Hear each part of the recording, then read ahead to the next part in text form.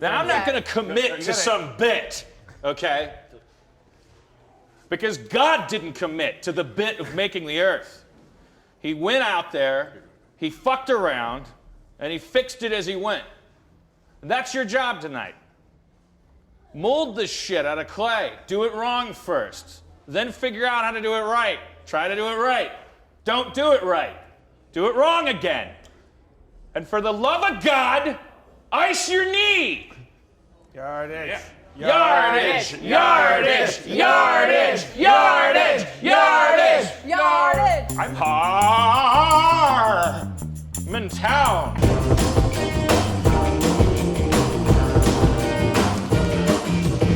Oh my God. It's so nice to be back in our beautiful Los Angeles, California. At the glorious Egyptian Theater, Temple of the Pharaohs. I've got very good news for you all. Guess what? Harmontown is now in session.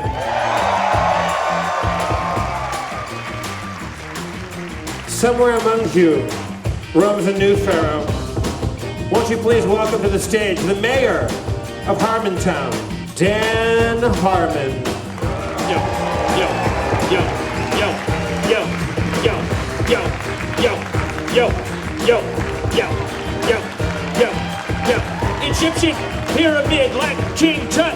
I fucked your mama and her pussy and her butt. I fucked your daddy too, and I nuzzled his nuts. I fucked him all the way across the country on a big bus. I fucked your mama. I fucked your daddy too. I fucked your horse and I turned it to glue. Freestyle, rap off the top of my head. I can do it a cappella or to the beat instead. Fuck your, I fucked your mama. I fucked your mama. I fucked your mama like the bitch was a llama. And she spit at me and I spit at her back. I turned her around and I came in a crack. I fucked your mama on her head. Fucked your mama in her face. Fucked your mama to the moon in outer space. Fucked your mama in a freestyle rap so bad. Fucked your mama all across this great ass land. Fucked your mama on tour and I came home. Fucked your mama where the buffalo roam. I stole that rhyme from a different song. Welcome back, everybody. It's good to be back here Hello, in everybody. California.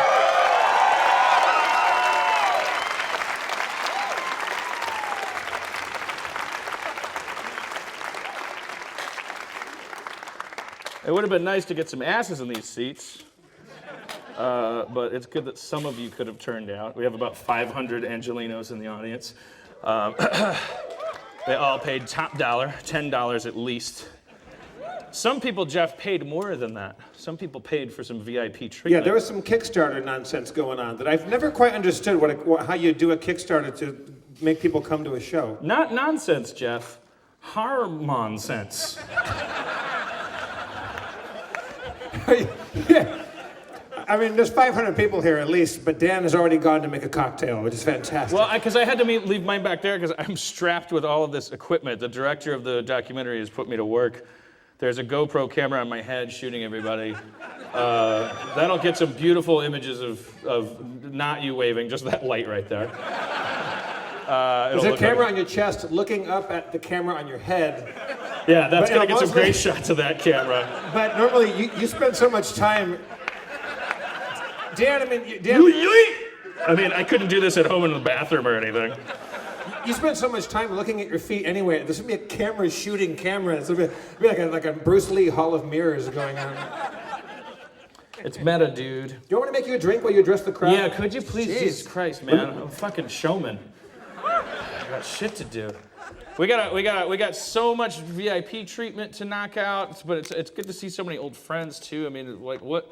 We gotta do this. We gotta do a bullet train version of Harmontown, man. We got some special guests here tonight. We got a good friend that's fresh out of radiation. I want to talk to him about his balls, and we got an old hero that we made closer friends with on the road out there, and we have the Barbara Walters of comedy, who's going to give me some tips on interviewing, and I think he's got a pretty interesting story.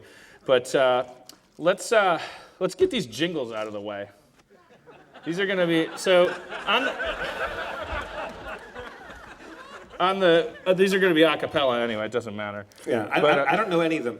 on the Kickstarter that we were selling tickets through, we offered for $250 you could get a jingle written about your name. So the first person to take us up on it was our friend David Butler, who's our accountant. Who, as far as we know, paid for these tickets with our money. Right. But also, I'll take 100 seats. Also, I'm 95% sure he didn't know that he was. I think because he was like, I got front row seats. Yeah, I saw him taking a piss in the bathroom, and his dick just huge. And did you know about this, David? Did you know you were buying a jingle? I was hoping you would pass. You were hoping we wouldn't. Yeah, you should have hoped. David Butler, our accountant, who bought, as far as I was told, he bought the $250 tickets that comes with the jingle because he couldn't figure out how to get 2 tickets. Which it is actually hard on there. You have to like dig it because it's a Kickstarter. You know how to thing. file taxes, though, right? Okay, so he bought the option. So here's David Butler's jingle.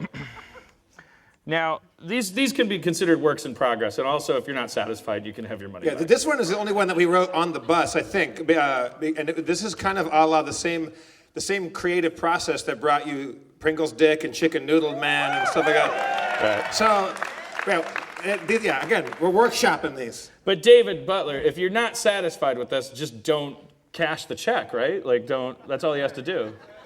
Don't tell him to fuck with our money, man. All right, so here we go. me. Jeff and I wrote a portion of it. Some of this on the bus, and then I shit it out backstage. Why are you getting close to me for body heat? I wasn't sure if you wanted to try to sing it. You're not going to be able to read my shorthand, right? You're not going to be able to read it. Okay. All right, here we go. Cuneiform.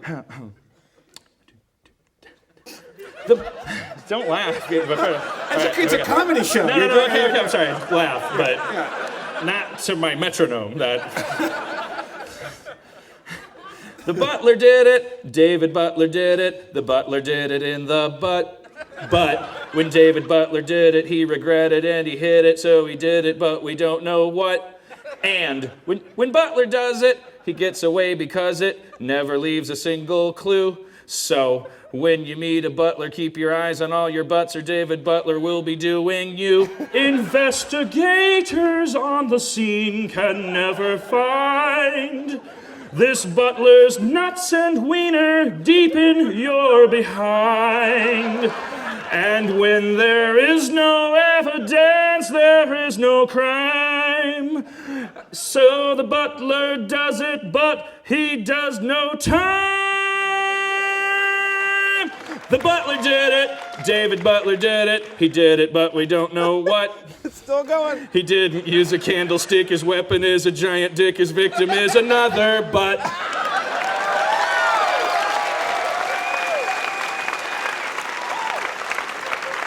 You can have your money back. You know what's going to be good? This shot on my shitty VHS camera, it looks like the Lawrence Welk show out there. It looks really nice. Here's okay. These guys can really have their money back. There's Jim. What's his name? Spicoli. Scampoli. But is that you right there? Hi. Hello. Jim Scampoli. Thank you for your $250. You can have it. You can have it back. Yes, I know. You emailed and said, I know the thing is for a name. Could you make it for the name of my comedy show, Jim and Them? Hilarious for me to stand up here and sing your jingle for your show. But the turnabout's fair play. It's a shitty song. So I literally wrote it while, like, Dan had, backstage, had one hand had a Chick-fil-A sandwich in it, and the other hand was trying to write this song. Okay, so, there would be a background thing. And also, a lot of the melodies are works in progress, because what I do is I end up ripping off, like, Twinkle, Twinkle, Little Star or something. We'll change it later. Yeah, exactly. You ordered the MP3 upgrade. You're going to get a full studio recording of this. That's a good Kickstarter. So there's going to be a background track like Jim and them, Jim and them, Jim and them, Jim and them, Jim and them, Jim and them, Jim and them, Jim and them are everywhere. And when they die, no one will care. But they'll be buried side by side with hands clasped tight and heads held high. They're just some friends of a guy named Jim. They don't have much, but they've got him. Oh, Christmas tree. Oh, Jim and them. Let's drink some pee with Jim and them. Jim and them paid for this song. It was supposed to be a name, so they did it wrong. But Jim and them are where it's at. All dogs are boys, all girls are cats. That's all I got. You can have your money back. It's free, Jim. Free jingle. Can I just because it might look good for the movie and it's totally bullshit and Harmontown's about honesty, but can I get just the middle part of the middle section just to when I do this, start clapping when I point at you, and then stand up because we can cut from the Jim and Them song to the audience standing up. Okay. Because it really looks like the Ed Sullivan show on here, and it's going to be awesome. Okay, so it's bullshit. Do it half-heartedly if you want. If you don't want to do it, then say fuck off. Ready? So start clapping.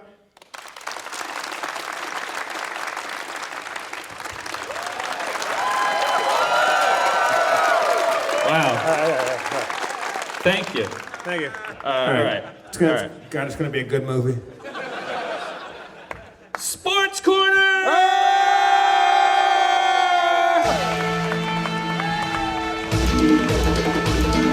Egyptian Theater, get your sports on with your host, Dan Harmon. He watched the Super Bowl and knows almost everything about it. Sports Corner.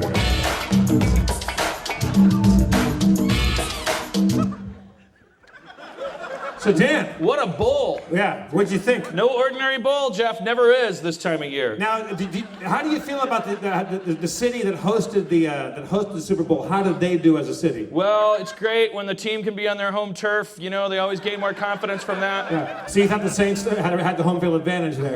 Great to see them having the home field advantage out there. Yeah. Now you heard about the big gaff, with the electricity, right? Yeah. Well, these things are going to happen, Jeff. There's a lot of electricity pouring into these stadiums when people play, and so someone's going to always, hit the wrong switch or something. Right. So who did you have your money on going into that game? I was a Birds. What was the Ravens? Ravens. You got one right. Well, I learned this in San Francisco. Oh shit. I was thinking Ravens maybe, Yeah, but then I thought maybe 49ers, and then Jeff, it's all about yardage. So I just thought I would wait to see which team got more yardage and then base it on that. Did you know, Jeff, that they were playing on artificial turf? I did know that because it was an indoor dome. Yeah, so the yardage is wider. Yeah. You gain more yardage. Sunlight shortens yards. Yeah. Yeah. So great bowl, great game, amazing the outcome. Who could have predicted it? Not me, certainly nobody. We don't need to repeat it. You don't need to quiz me on it. That's not what Sports Corner is about. Now it's time for an all tennis Australian Open talk. Good day. Wow, some Australian Open, huh, Harmon? Wow, Wimbledon's got nothing on the Australians, Jeff. Why is that? Well, they've got courts that are they're larger. They've got the nets are higher. People are out there. They want to win. They swing the rackets. Actually, the umpire comes out at the beginning, puts a larger net out, and he holds the original size net and goes, "That's not a net." Yeah. Then they bring out the Australian net and he goes, "Now that's a net." Yeah. He lets you know. Sports Corner sucks. Let's kill it. I knew too much about the Super Bowl because I actually went to the bar and that's why I went to Australian Open. You don't know shit about tennis. I know, but then I said the courts are longer. I don't know what I don't know what the joke is anymore. I don't get it. I don't get my own joke anymore. You got too many cameras on your head. I don't like sports. I don't know anything about sports. I got a bunch of cameras on my head. Let's just let's freeform. If you could be good at any sport, honestly, if you could be good at one physical activity or sport, what would be the one thing you'd be awesome at? Does it come at the expense of anything else? No, you poof and you have it. Okay, it's just an extra thing I get to do. Yeah, you can hit a baseball farther than anybody, or you're the world's best golfer, or you can scuba dive deeper, or I don't know. No, I almost want to say that I billiards, but then I'd just be one of those billiard dicks. Because that's where it would come in handy, because you're like, oh. Some people call me billiards dick. Because I got a pocket for a ball. Some People call me billiards dick, because I live inside a billiards hall. Yeah. Oh, I got chops. I live inside a place where they play pool, and I fuck your mama all the time. Rhyme. Right? Squeeze a lime? What are you going to say there? I Yet? don't know. I don't care. You've been rapping across this great nation of ours, and you still haven't learned to stop saying south and mouth. Time and rhyme. Mama and llama. I don't know. I don't know if any of you listened to the podcast as we went across the country. I felt there was an opportunity there for Dan to really grow as a rapper, and I think now is the time to test whether or not you have. I got good at rapping. You could hear me right around Madison. You could hear me starting to get really good. Yo, freestyle. Off the top of my head, don't know what to say. Fucked your mama in the grass and the hay. Took a pitchfork instead of my dick. Stuck it inside her like a lunatic. She died. I went to prison. Newton invented the prism. Split light into 3 colors. I fucked your mama and then her brother. That's my uncle. No, it's yours. I fucked her. They're both whores. Fucked him left, fucked him right. Fucked them with toothpaste, made their teeth bright. Fucked them on their tongue. Fucked them in their mouth. And then I was done. All right. As done. Okay, I was wrong. Thanks, Los Angeles. West Coast. You fucked up a woman's brother, and for a moment considered it was your own uncle. Yeah, well, when you fuck as many mamas as I do, chances are you're fucking one of your own uncles. Genealogy becomes a haze. Like everyone's mama becomes like a silver Prius, It's like the most common thing, just lost in the parking lot. Is that mine, or? Did you guys want this camera? Let's just leave it up here. Just throw it to the audience. This is where the documentary crew makes someone in the audience shoot stuff and doesn't give them any money. All right, Harmon, I missed you on the drive home. Holy shit. You all right? Yeah, well, it's just that there's blood coming back to my... See, Jesus Christ. in Denver, you blame the altitude, but we're not high right now. Yeah, I'm a little high.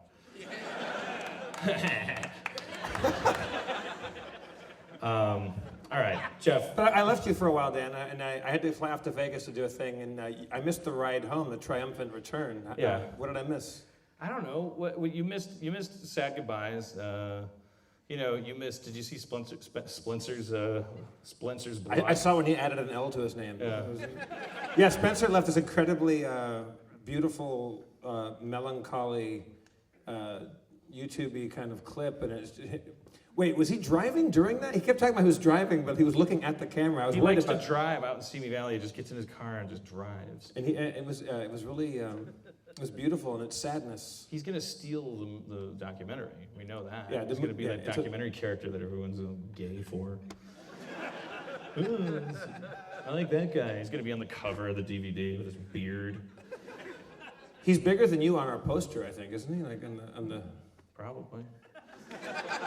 His beard's bigger. Because I didn't learn anything, Jeff. I didn't change out there. You learned nothing from that? I got a little better at rapping. I learned that Spencer's.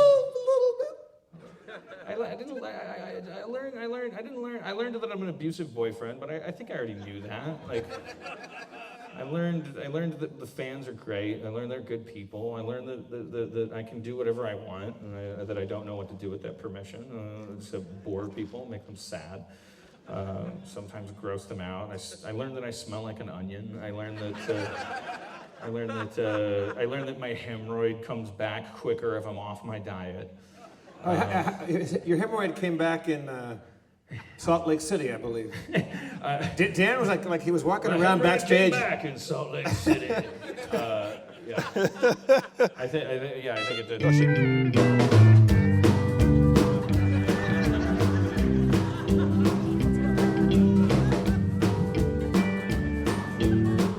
Oh, an old friend's come back. My hemorrhoid returned in Salt Lake, sitting on the rim of my bum.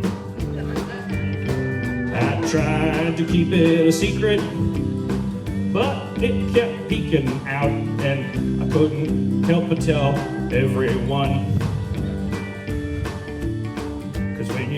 got a hemorrhoid. It itches and it bleeds. And it doesn't matter what the audience needs. Just wanna be truthful and tell them I got a fucking thing on my ass. Howard Hessman, head of the class. Say it again, I'll say it. Howard Hessman, head of the class. I got a hemorrhoid sticking out of my ass. Toby Keith gonna make some potato skins and grenades. I'm gonna do countries and invade. I'm gonna wave the flag and suck a million balls. Toby Keith gonna ride a tank and get you some fries. Oh, it's me, Toby Keith, surprise. I sang a song for you and I'm jerking off in a mirror every night. I fuck my mother and I cry when I masturbate. Toby Keith, I'm a big dumb fucking asshole, Toby Keith. Easy target. Easy target. No, yeah, we came down pretty hard on Toby Keith. He barely survived the Dixie Chick. He's an easy target. Yeah? Almost lost a fight to a Dixie Chick. Okay, let's start bringing some of our people up here. Oh, we got people. We got a roster of A-list people to talk to. I'm trying to think of what order to do them in. I think that the most logical order will be to check in with. I'm sorry, I'm out of breath. You were off your diet, man. I went off my diet and I'm out of breath by fake line dancing. How much weight do you think you gained on the road? Probably like 15, 20 pounds. There was a point where we went to In-N-Out, you weren't there. From San Francisco to LA, I was like, okay, I gotta go back on the diet when I get to LA. And that's when the shit really hit the fan. That's when the shame eating started. Not hungry at all, ever hungry, just eating, just to eat, just because when I got to LA, I was gonna go back on the diet. Went to In-N-Out, got a double-double with some fries, a Neapolitan shake. It's a secret thing Spencer taught me about. Wow. There's all kinds of stuff off the menu. You can get like a flying hand job, you can get a reverse chihuahua. It's like, you could get David Blaine's scrotum. That's two pickles and no onions, but 3 patties, but they're not on a bun. They're on 3 sheets of paper, and there's a cigarette on top. And they're suspended 40 miles above the earth for and then a bus drives by and it's got your dead friend's name on it.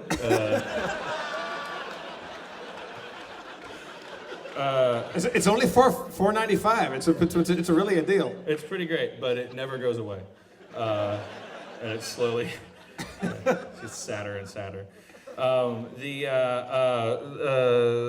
So I got the double-double. I ate it. The fries were stale. They were too crispy.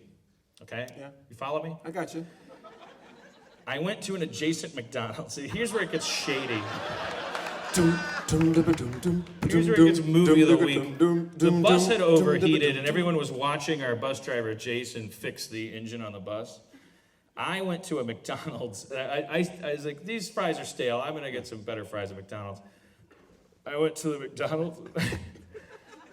And they found one of your earlier French fries stuck in there just to buy you time.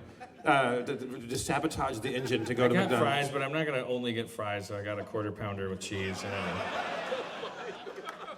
And I got another milkshake. And I put it all in the bag. Like, I put the milkshake in a bag, so I would just look like I had fries. And I just walked past everybody who was like on a picnic watching the bus get fixed. And I was like, top of the morning, I'm gonna finish off these fries and go to take a nap. And I just went into a bus and hid while I ate, like a fucking 16-year-old with real problems. But I'm 40, and the real problem is that shit'll kill you, man. What am I doing? All right, let's talk about. Speaking of our next guest. Our next guest is no stranger to diabetes.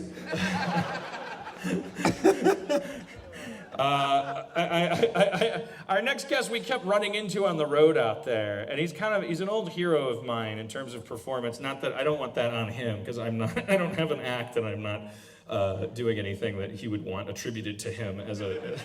But when we were in Milwaukee, we saw him do something incredibly inspiring. Me and Schraub, and kind of like put us past the tipping point of moving to LA. He was a master stand-up at one point, and then at another point, completely reinvented as a guy that makes some great indie films. So please welcome our friend, our road dog, our strange soulmate, Bob Goldthwait.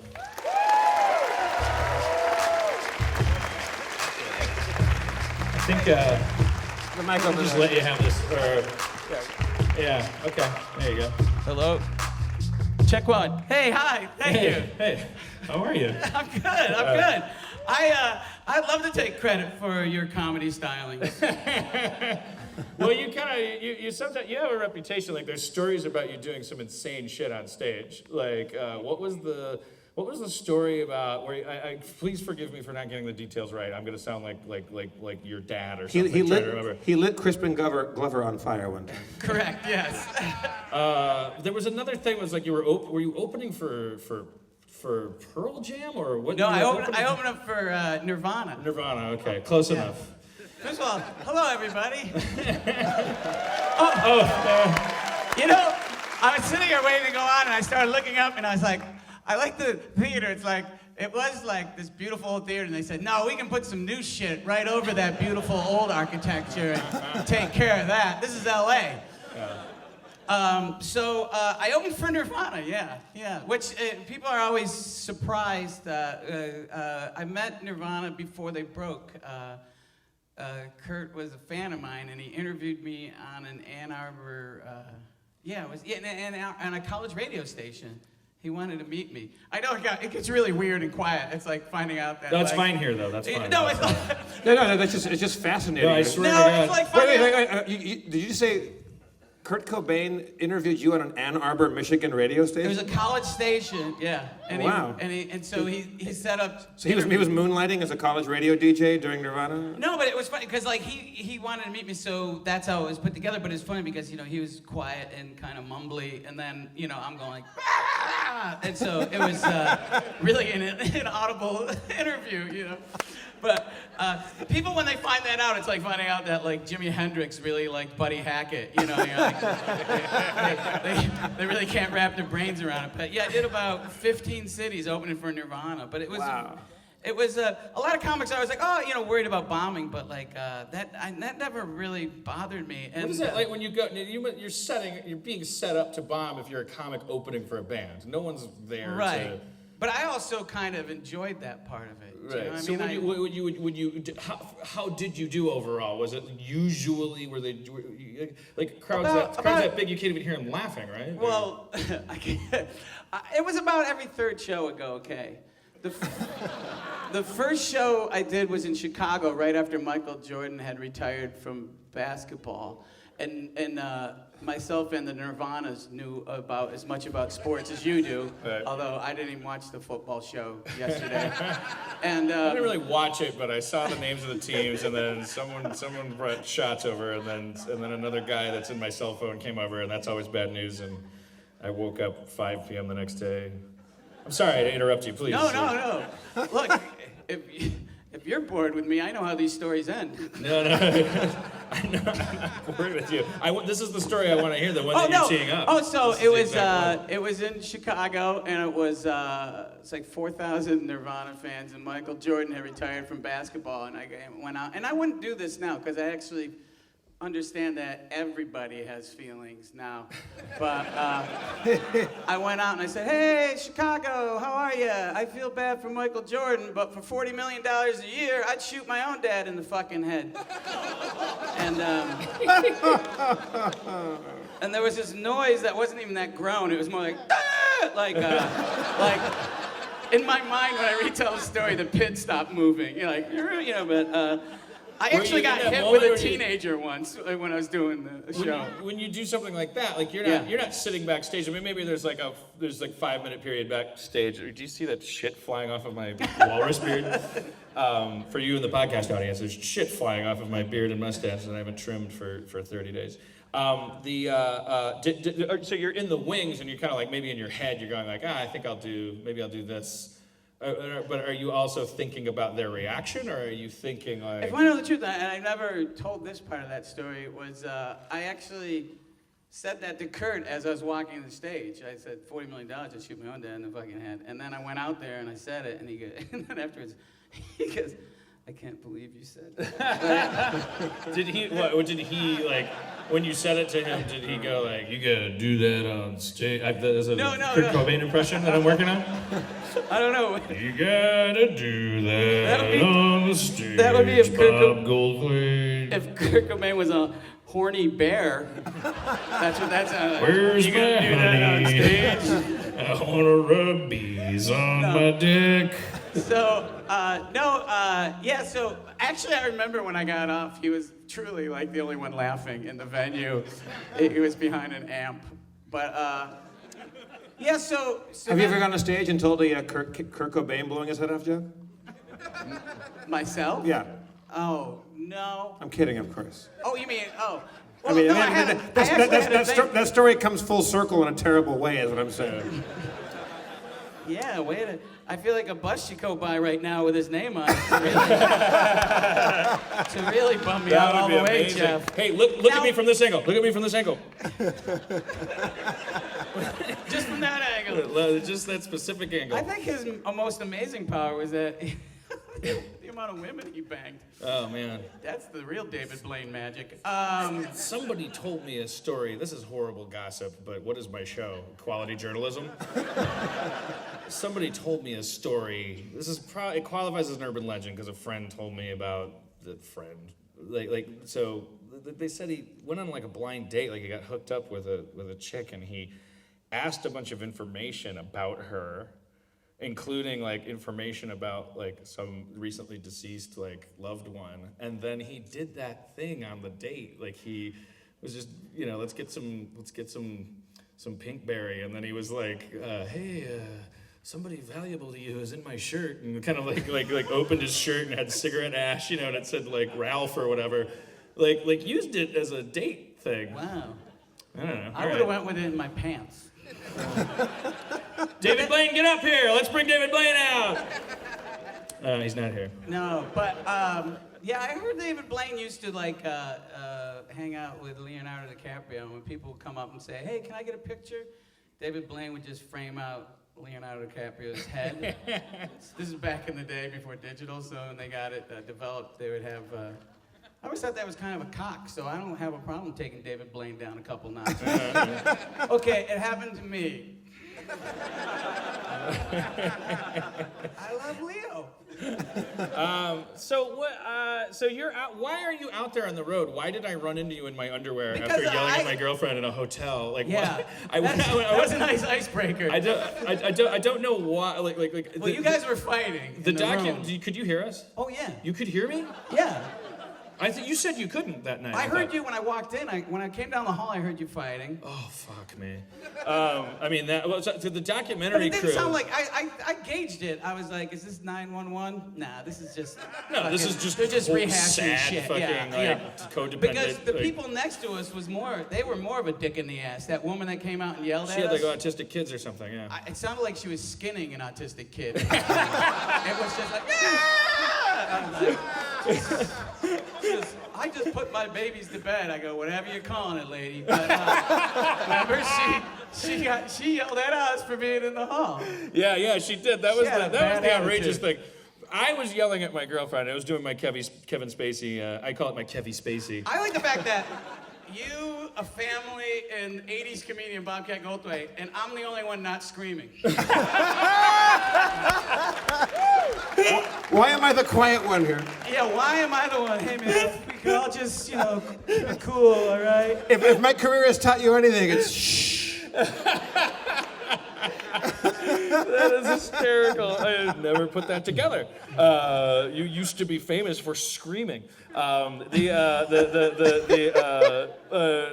a testament to how cool you've become in your recent career. That's another thing I wanted to ask you about. Like your films, I feel like there must be something you do as a director. This is gonna sound like I'm just kissing your ass because you're here, but I always wanted to ask you like if there's something you do with your actors, because I don't want to bag on Robin Williams. He's a comedic icon, national treasure, blah blah blah. But I don't think he'd cry if he heard another person say, yeah, he's never really my cup of tea on screen as a dramatic actor.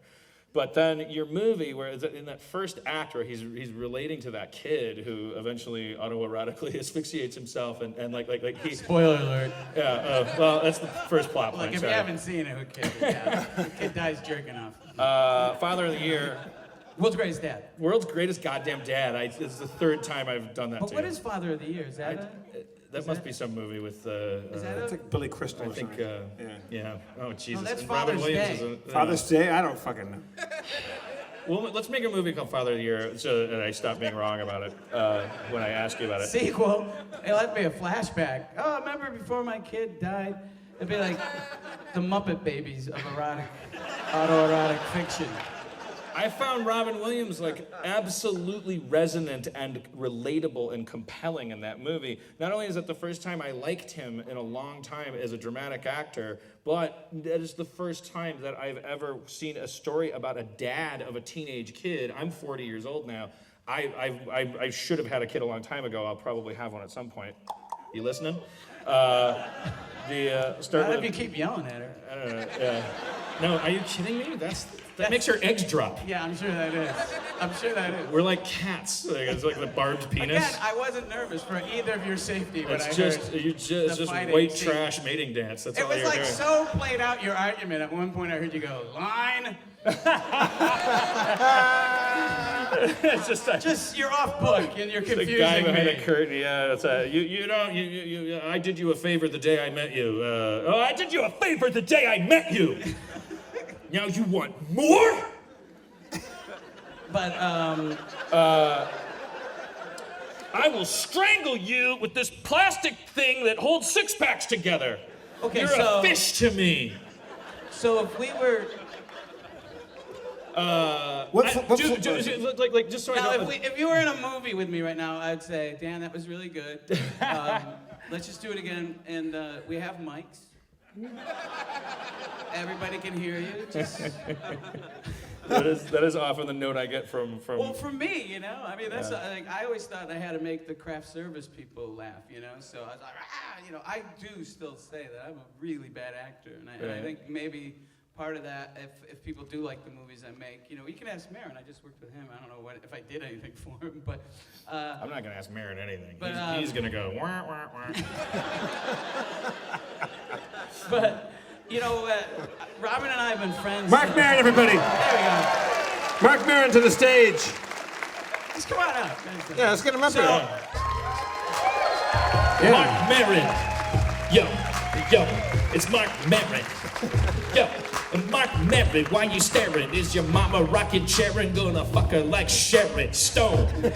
I give your mama my bone. And Mark Maron, Mrs. Maron got alone, but not for long. When I came to her house, I put my little weenie in her like a shit was a mouse. And went, creepy, could I get some cheese? My name is Martha Maron, could I have some more, please? Harmon's dick is gonna make you pregnant. Nothing's gonna rhyme with that. That's the end. Hello, Mark. Hey, Is this fine? Are you vining me? I gotta tell my mom to listen to this. I didn't know what These are gonna be vining those was. ones I'm gonna tell my mother to listen to. That's very nice. I thought vining was actually putting your penis in the foreground of a photo. That's like So there's a lot of motherfucking going on in your raps. I I am not soft on mamas Well, when I rap.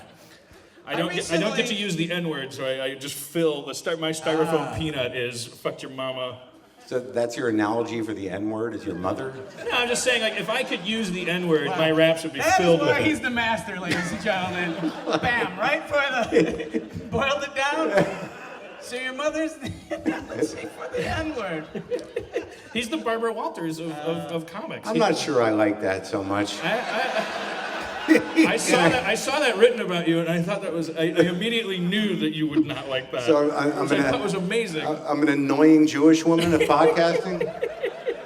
See, All right, I'll take it. I've always saw him as the Dallas Reigns of. I'm glad I'm not the only person who didn't get that reference. Famous orange weatherman from California. Yeah. Oh, okay. I'm just trying to think. Good job on getting the mic. That only took a few minutes. I leaned over and I went like, I gave a couple hands. No, it feels better now. I appreciate it. For a while there was wow. You want to know about Bob's directing style? Yeah. He directed 4 episodes of my show. And Which I saw the pilot for, and which I'm really looking. Yeah, we talked about it. It's great. What Bob will do is like he'll let you run the scene, and everybody will, will do the lines and everything. And then what he would do with me is he'd come over and he'd sort of pull me aside, and he goes, "Just don't listen to what anyone else is saying. Okay, just do what you want to do, and I'm going to be over there." And then you hear a car start. Is that right? Is that? That's fair, yeah. Yeah. I spend most of my time when I'm directing trying to find a chair. Yeah.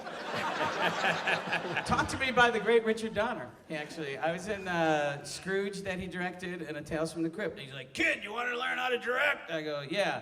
And he goes, "Come in my trailer." Uh-oh. Yeah, I'm not falling for that again. No. And so he says, he just throws me a pillow and he goes, "Take a lot of naps." It's a true story. I go, "Really?" And then That's why he got fired off of Superman too. yeah.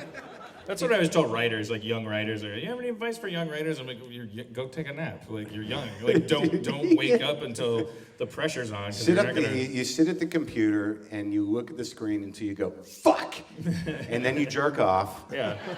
And then you take a nap. Yeah. Isn't that writing? I mean, am I misunderstanding it?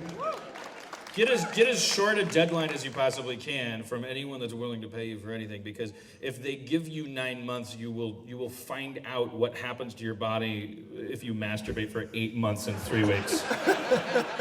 You will see a penis scorned. God, I passed that line 20 years ago. That's all this is explained to you in the WGA guild books. Just a bunch of photos of writers' dicks. A bunch of photos of writers' dicks. Do you want me to, A mac and cheese on the stove. I'm sorry. No, I don't want to step on anything, but I talked to you before the show, and I've got this story that is such a classic show business story you that told I've me been about this. gifted with. Yeah. I never expected this to happen in my life, and I've got like a classic show business story. I think this is the place to do it if anyone here wants to hear in the Egyptian theater a classic. Because it also addresses your question about interviewing, because it all comes around to this. By the way, this is what I want. I brought Mark Maron here because I wanted to, trick people into buying tickets, but also I wanted to ask him, because I just finished this podcast tour. Like, I'm a terrible interviewer. This is like my weakest skill, right, Chef? After rap. Yeah. I think he's excellent at rap. He's all right. Yeah. Interviewing is no easy task. Gonna fuck your mama so hard, pussy needs a flask. All right. He was. What I do. I was gonna, the thing was gonna be, I was gonna ask Maron, how do you interview people? Well, here's as what- the Barbara Walters of comedians. Well, I don't know about that, but here's what happens. So I get an opportunity to interview Mel Brooks, okay? Now, right, it went up today, and if you listen to it, you heard half of the story. You haven't heard the whole story. So now Mel Brooks, there's nothing he hasn't said publicly about his life that he has worked into a shtick and that he's gotten laughs with. It's all out there. I did research. I watched all the old Dick Cavett shows. I watched the new Dick Cavett interview. I watched him interviewed by some English guy. I listened to a whole episode of The Nerdist. All right, that's how far I went. Wow. And I say that with love and a slight bit of resentment and contempt. That's the triangle for me. That's the triad. So my problem was, how am I going to talk to Mel Brooks and get something out of him that he hasn't said before and really connect with him as a person? So I realized going in, this would be the advice. I don't know if you can take this advice. My first thought was like, I'm a Jew. Sorry. I'm a Jew. Welcome to the Egyptian. He's a Jew. Yeah, we used to... Thank you. This we place did is beautiful. No, we did a lot of work for them. We did a lot of work for them. Yeah, some of the greatest Jewish artifacts are Egyptian. We're gonna put you in a basket in a river after the show. That would be fine. I hope that his mother finds me. So I can fuck her. Boom, huh? West Side. All right, so I figure I'll just go full Jew with Mel. That's what literally, I got in there, and within 5 minutes, I'm talking like this. What, are you kidding me? Of course, you know. New podcast, Full Jew with Mel. Full Jew with Mel. But I've seen that happen to you when we had Kindler on the show. I haven't sort of... You got I was pissed. selling- You were like, it's really weird. They just grow out. Oh, that was a good moment on the show. That was fucking hilarious. Judd Hirsch plays my dad. My dad's a bipolar lunatic, all right? So they get Judd Hirsch to play him, and my concern was Judd Hirsch is a little too, hey, how are you? I'm cute. Wait, you know, so... You replaced what's his name with Judd Hirsch? Well, he couldn't do it. Oh, okay. And Asner That's couldn't do awesome. it. Judd Hirsch is. He's great. He's a great actor, right? But my fear was like he'd be too cute and too Jewy and not scary enough to be my father, right? So he gets there on the first day of shooting, and he's doing his Judd Hirsch thing, like, hey, I'm here. What are we doing? and all you guys were sitting there behind the camera going, oh, he's doing it. Uh-oh.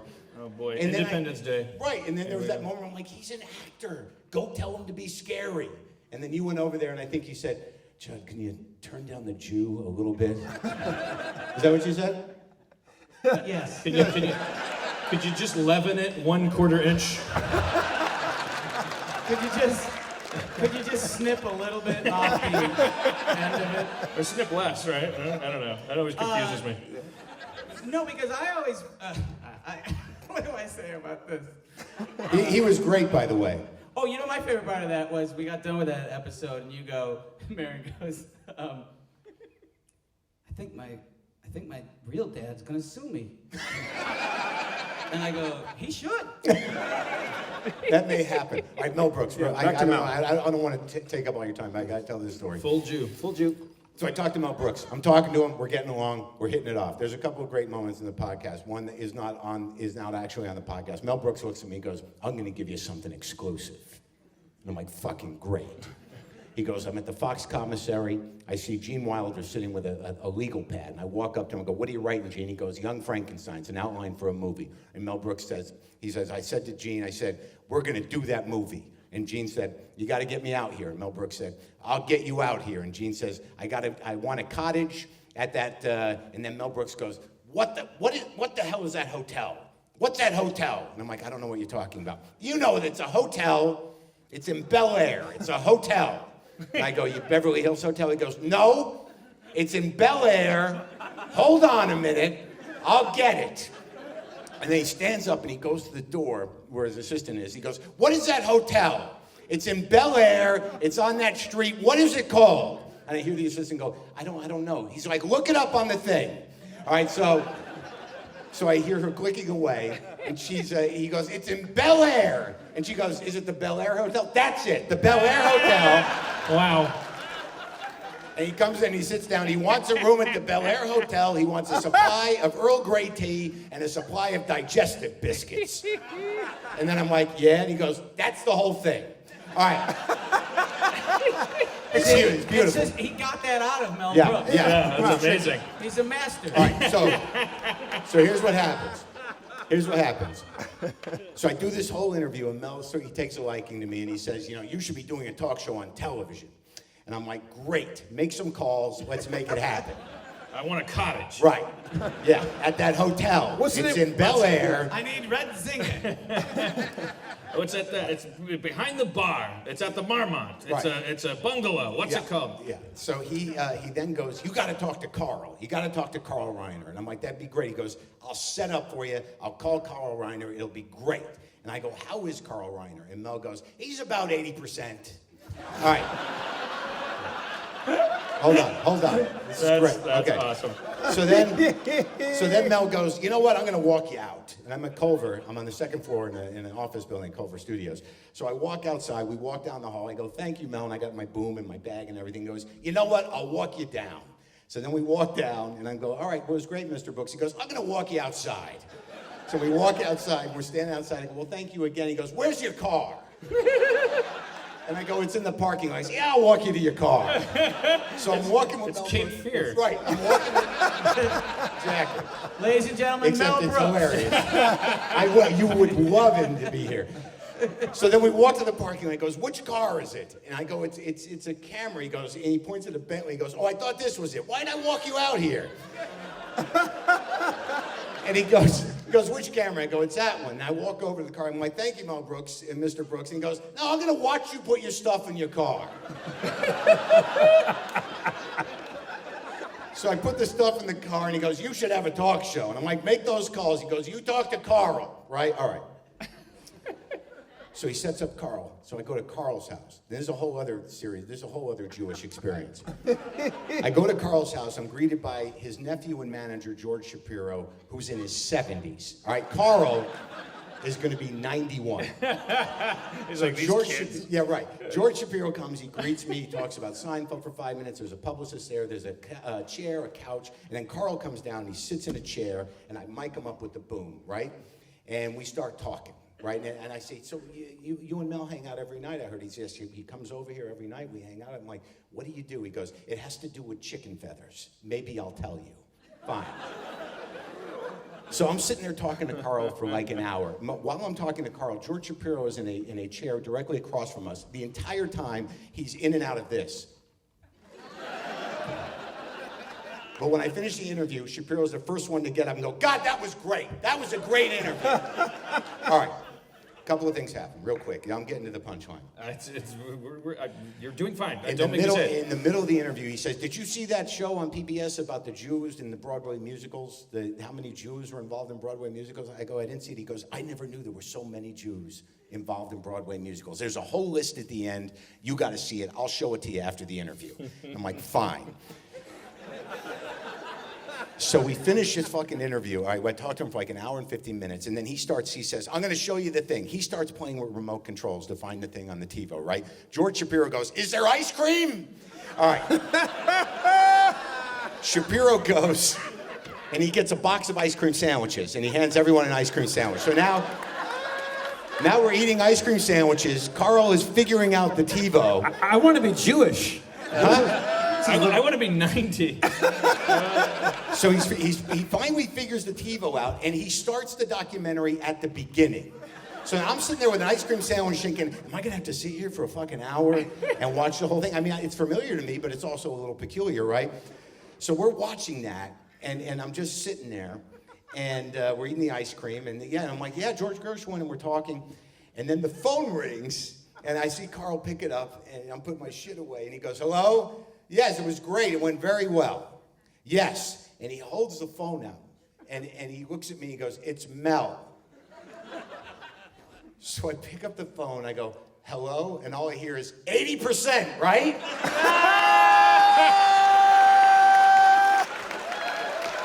The Butler did it. David Butler did it. He did it better than the butt. And then I said to Carl, I said to Mel, I said, maybe 85. And he goes, all right, maybe 85. Put Carl back on the microphone. So then... On the microphone? Yeah. And then Carl hangs up the phone. They talk about chicken for a few minutes. They can't hear, so they have a microphone on the telephone. I think he was just being cute. So then I forget to ask him about the feathers. So I go, what's the chicken feathers with you and Mel? What is that about? He goes, all right, you want to know? I go, yeah. And he points at the publicist who's on the couch. He goes, you got a pillow behind you? Can you feel anything? Just give me the pillow. So this guy hands Carl the pillow, and Carl, sitting down, he puts the pillow on his lap, and very delicately starts running his hand over this pillow, like this, and then he goes, ooh, and he pulls a feather out of the pillow, right? And like a down feather, and he very delicately puts it on the armrest, and he says, I put these in a bag, I've got a lot of them. Yeah, and he goes, I don't know what I'm gonna do with them, but I got a lot of them. And then he starts running his hand over the pillow again. I go, what's this have to do with you sitting here for hours with Mel Brooks? He goes, this is what we do. Mark Maron, everybody. That was, I knew something called The Full Jew. Yeah, the full Jew. Hilarious. A new segment. We're gonna bring Marin back every week and do the full Jew if he can stay in with these guys. Are you kidding? I could do that any night of the week. So I think we got a sneak hint of it, but I did want to ask: is there anything specific that you said, Bob, to Robin Williams on that set that resulted in me going, "Holy shit, that guy's me," instead of the guy from Hook, instead of the guy from Mrs. Doubtfire? Like, Yeah, I pulled him aside and I said, don't be so Jewy. That's what I say to every actor. Oh, okay, Bobby. Jew it down. That's not how he talks. Okay. He goes, Mr. Goldthwait. no, he doesn't do anything. Very good. Yeah. Stop. Stop it. I'm going to talk. Don't be afraid. Don't be afraid. I gotta stand so up not like this even now. close. Like this. Nope. Both of you can fucking cram it. Here's how it goes. Dueling Williamses. That was wonderful. Drop the mic. Bobcat Goldthwait, everybody. Yeah, that seems like a good exit for both of you. Bobcat Goldthwait and Mark Maron came to Harmontown. Thank you. I'm sorry I smell like an onion. Now you do too. So awesome. That was wonderful. That was beautiful. I don't know. Mr. Happy. This isn't a cup. It's a hat. Don't be afraid.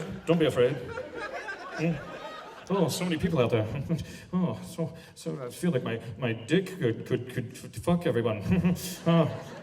See, I can't do it. He's magic. Can we get Spencer Critton into the stage, please? Spencer! Dungeon Master to the stars. Storyteller extraordinaire.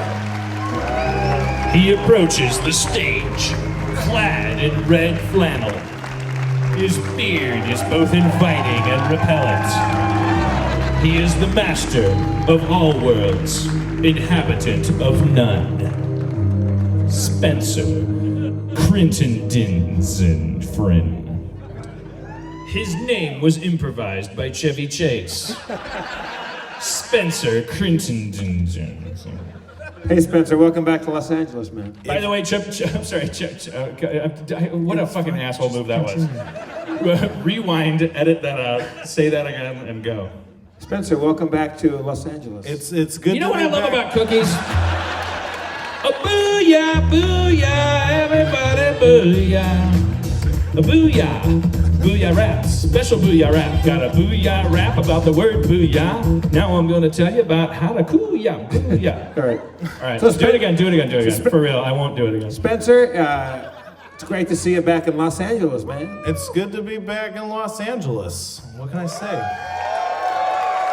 Yeah. Although, you're from, Moore Park, Simi Valley? Something Yeah, like that? Moore Park. I'm adjacent to Simi Valley. So you don't really call Los Angeles or Hollywood home. This is you're a visitor here, more or less, aren't you? When I'm explaining it to people who don't live in Los Angeles, I say I live outside of Los Angeles. That's about it. That's not even a joke. That's my life. That's no joke. That's my life. Yeah, man. Wait, it's really staying Jewy up here. It's fine. That's good. Spencer, They're good people. They're a chosen people. Harmon said that he's learned nothing from this tour that we did. Did you learn anything? I learned, I learned that I'm apparently pretty great. People like you. I agree. Yeah, They like you just the way you are. I kept telling them not to, but it didn't stop them. So You are a contrarian by nature. Yeah, it sucks. You explained to me, you constantly try to offset the weight of whatever the universe is dealing you. Kind of, I'm paraphrasing you. You disagree with things for the sake of it, kind of, because you find that often is needed. Yeah, it's like if there's too many people saying a thing, I'm like, well, they must be wrong. Right, they have to be. Yeah. And I agree with that. But the dilemma is the world saying they love you Yeah, gets complicated. because they're wrong. On one hand, they must be, in your view, but on the Yeah. other hand, they outnumber you greatly. Do you think that you made any like online or in-person foes or enemies during this trip? Did you ever actually piss anybody off or rub anybody the wrong way? I hope not. I don't think so. I tried my hardest not to do that. Yeah. Do you think you went on a journey? You're probably familiar by now with my hacky story model. Like, you're a dungeon master, you're a writer, you're a storyteller. Like, you know that I draw this circle and that I wrap everything around it and follows these 8 steps. And it's all stolen from Joseph Campbell's Field and stuff. And like, did you see yourself? Do you think that you went on a little journey? I mean, I didn't go like placing myself around the wheel, but yeah, it was definitely a journey. I learned some stuff. I returned hopefully a better person. What do you think changed about you?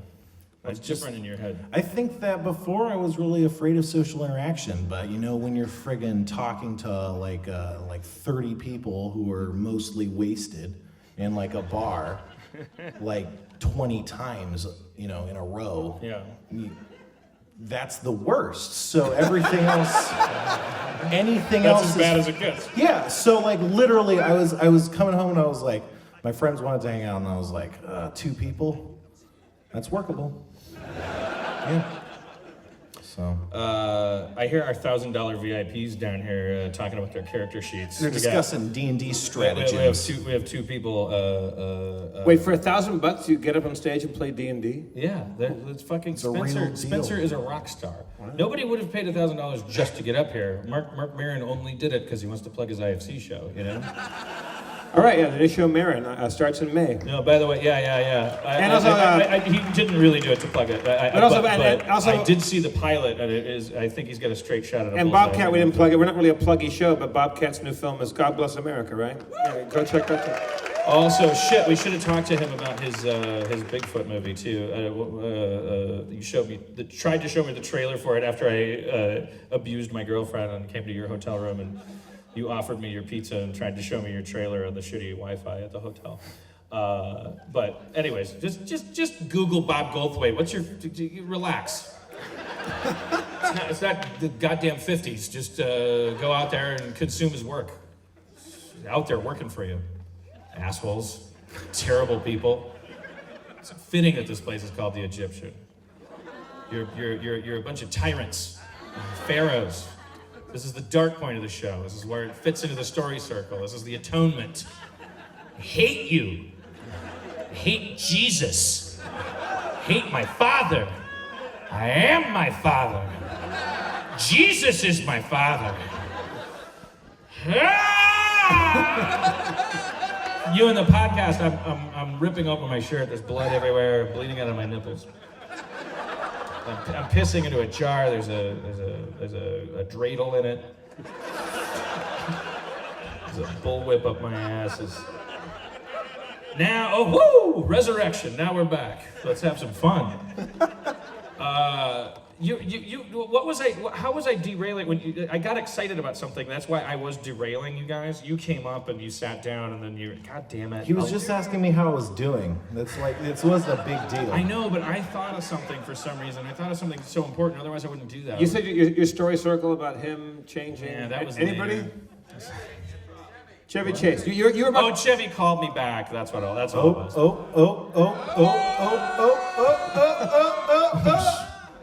Wait, what the fuck? Impeccable timing as always. Adam Goldberg has just stormed the stage, ladies and gentlemen. Wow. Yeah. To 3% applause, Adam. More than I deserve. This ain't Nerd Melt. This is a fucking. This is a theater full of adults. These people paid good money to be here instead of their typical bad money. But What brings you up here, Adam Goldberg? Dan has come home What's on your having mind? changed. Huh? Dan has changed and reached the apex of the story circle because before we got derailed, he was doing an excellent interview with Spencer. Oh, damn. And that's it. And you lent me this. Big Red left a note that I didn't read. But Does anybody have any idea what's fucking currently happening on this? He gave him a thing. Adam, we went away for a while, and we all changed. But apparently, you're just gonna come storm the goddamn stage yeah. and do some abstruse bullshit. The thing about Adam Goldberg is this is a typical example. There's too much information per second, right? He just returned my copy of The Master. There's a note from Big Red. Like if I had to, I'm looking at it through Bob Goldthwait's eyes, what the fuck is going on? Right.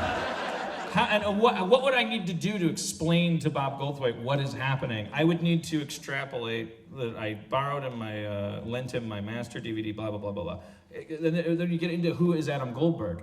Well, let's talk about Adam Goldberg. Should we get Mark Maron up to do the full Jew with Adam Goldberg right now? Please. I think Maron might have boned out. Yeah, well, if he hasn't, go, run. Yeah, get out of here, Maron. You got bigger fish to fry. You are the Barbara Walters of everything. The Goldberg, we met your brothers in Somerville, Massachusetts. All right. For those of you who are tuning in for the first time, I can't imagine any of you would be coming here for the first time. But Adam Goldberg is our Hamburglar. He is that part of the mythology that strengthens the mythology by his covetous desire for it. Yeah. Like Daffy Duck wants that pearl. Mine, mine, mine. And the clamshell slowly closes on him. And your heart bleeds for him. You love to hate him. Like the Hamburglar, he loves hamburgers. But he never gets the Fruity Pebbles. He never gets the Fruity Pebbles because he's the Hamburglar. If he got him, he wouldn't know what to do with him. And Adam loves stage time. So the people in Los Angeles who are trained to be restrained because their starfucker muscle is strained. Boom, ba-doom, ba-doom. No, go with that. I want to know what the starfucker muscle is. The people in Los Angeles, they know starfucker. Yeah. Starfucker. When you live in LA, you learn if David Duchovny's behind you, don't turn. Don't look at him. He's a living ghost. So what? He was on X-Files. Who gives a fuck? It's the coast. You came out here to work and be creative. True. So who the fuck cares if there's famous people? Eat your potatoes. That's the starfucker muscle is withered here. Goldthwait was applauding. I guess now I'm obsessed. Like I'm doing a show to Goldthwait. So here, this is my theory about you, having been to Somerville, and also looking on the forums where you proudly proclaim, people in most viewed thread. In a thread, like everyone's like, I love Adam Goldberg electronically. The people in Los Angeles pretty much they roundly they don't like you. They don't want you're not a hero to them. Because I took their hamburgers. Because there was a plate of hamburgers out. Ronald put it out there. There's a rainbow. There's fries dancing around. It's a magical world where supposedly anyone can have anything they want because there's no crime.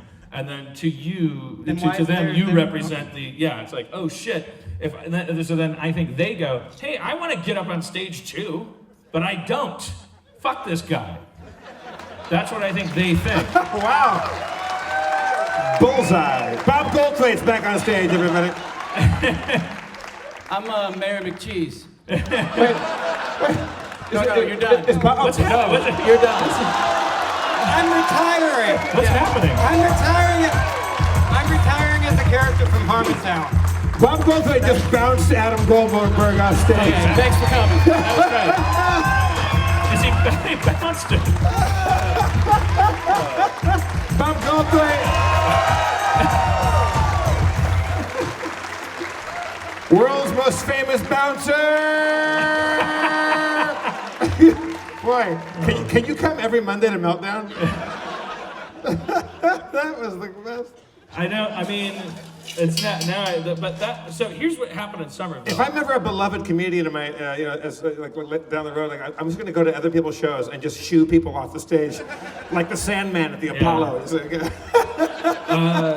In Somerville, Adam's brothers, his elder twin brothers, came up on stage, and they immediately revealed Adam is the product of an abusive past, as we all are, Also, as I certainly am.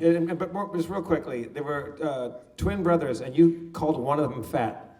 Well, they were identical twin brothers, and one of them looked more like Jimmy Kimmel than the other. So I accidentally, by pointing that out, like, so you guys are genetically identical, but, and then I realized what you're saying is we've done a twin study in fatness, and yeah, I just eat more. My name's Gary. Anyways, they revealed, they said, oh, we were mean to Adam. He was the young kid, and we were twin older brothers. We would go in his crib, and we would pick up his little Goldberg body, and we would throw him and play catch with him, and we weren't always good at it. And like Sloth from the Goonies comes to mind, and all kinds of horrible, some of Temple Grandins and Dan Harmons and Tigers and Bears. Oh my, like abusive past. You immediately, I went, holy shit, Adam Goldberg is the victim. I imagine you would find that out. Like I knew if I met his older brothers. But then the amazing thing is Adam Goldberg, who not just the Hamburglar, but sometimes when provoked, when cornered, becomes the Lex Luthor to my Superman. He started, if you listen to that episode, he started texting and emailing something happened, and it was like, we weren't even podcasting live, but Adam Goldberg was like broadcasting messages like, Superman, if you can hear this sound. It's like, ask Dan Harmon what he thinks about this and what he thinks about that. And it was like remotely like controlling the show. And one of the text messages that he wrote was read, I think, by Aaron McGaffey. And then Aaron on the bus got an email from Adam Goldberg that was all about how, oh, my privacy has been compromised, and don't be an asshole, to me, I have a, I should, I wrote that with an expectation of privacy. It was very, very fascinating stuff. But I'm more fascinated with Adam Goldberg than anybody else in the room. Okay, so let's move on. That's why Bob came up as Mayor McCheese. But, all right. Dear Dan Harmon and Jeff Davis, Adam writes. Do we want to read this on stage or no? Wait, is this, oh no, isn't that from Big Red? That's a letter. Oh, this is Big Red. It's a letter from Big Red. Yeah, there's a guy who came on our show once and we never saw him again. There was a We assumed that Adam killed him because he was... I'm so sorry I could not make it to your homecoming. I was recently knighted by the Queen of England and must... Okay. Oh, Jesus, Big Red. All right. You lost it, Big Red. You turned out to... Jesus. No, I'm sure it's good.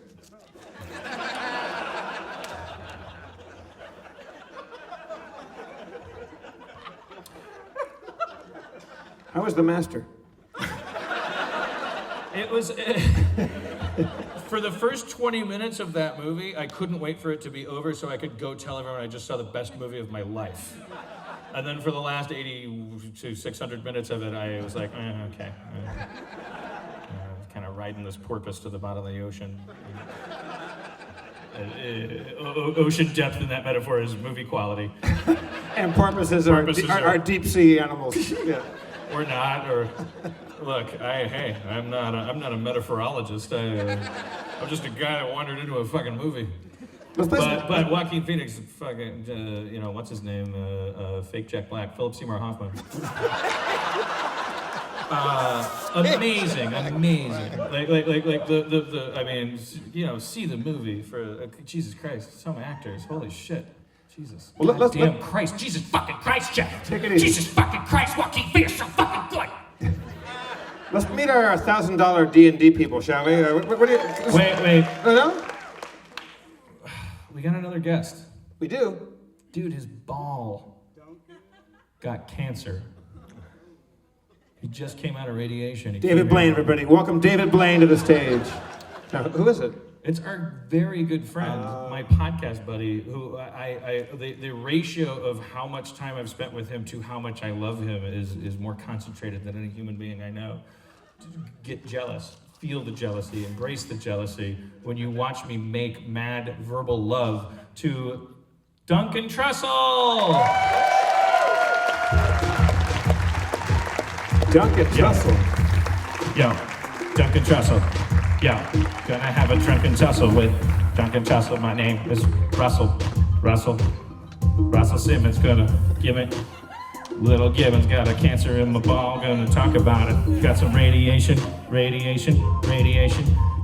Just got out of radiation for his nut. Hello, Duncan. Hi. Duncan Trussell, everybody. Hey, buddy. Hey. Good to see you. Hey. Man, you're a good rapper. Thank you, buddy. Pull those down a little bit so people can see you. Pull them down so people can see us. Yeah, get down there. All right. Here. Mom. For these people over here. Great. Hi.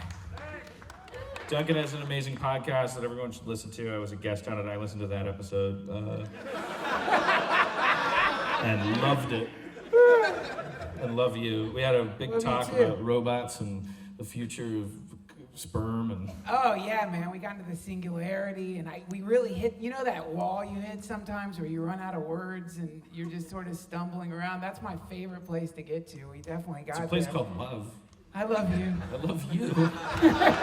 And we vowed to be best friends on that podcast, but we don't really hang out. But you know, you locked yourself in the bathroom when I came over. And Oh yeah, you saved me. That's right. I forgot. That was such a humiliating but awesome moment. I did what I could. I locked myself in my bathroom at my house. I was taking a dump. Forgive me for saying that. And I live in this old house, and the door just locked. It just like Amityville Horror style locked.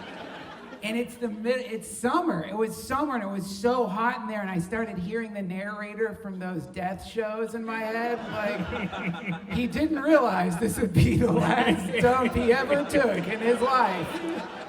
They found him 2 weeks later. Were you like calling out the window to neighbors? Yeah, that's how I ended up. That's the really. What do you say when you're locked in your bathroom? What do you call out of the window? Do you say help, or is that too much? Like I would go, that's too much. Like, I don't want him to think I'm on fire. I'll live. I'm alone! I live alone, and I'm alone! This is something that happens to geriatrics. It's like that's an elderly death. That's where the cat chews your face off style. I'm 12 years older than my girlfriend, and we saw a billboard for the Life Alert thing. And by the way, their slogan is "I've fallen and I can't get up," and it's trademarked now, which is like a weird thing because that's a person dying. We know that's a famous saying from your thing, but it's not like "Where's the beef?" It's like "I've fallen and I can't get up." That's not. I've fallen. I'm dying. Like trademark. You're trademarking the most common thing you hear if you're a 911 dispatcher. Yeah, like I don't know. I don't know what's funny about it. I know it's just funny. It's like the opposite of trademarking the birthday song. But we started joking about how I should get one of those because I'm 12 years older than her, and then the joke turned into sincere. Like, you could, if you got one, it might help. Those commercials are so existentially horrifying. There's a line in one of those commercials. This old lady says, "I live alone and I don't get many visitors."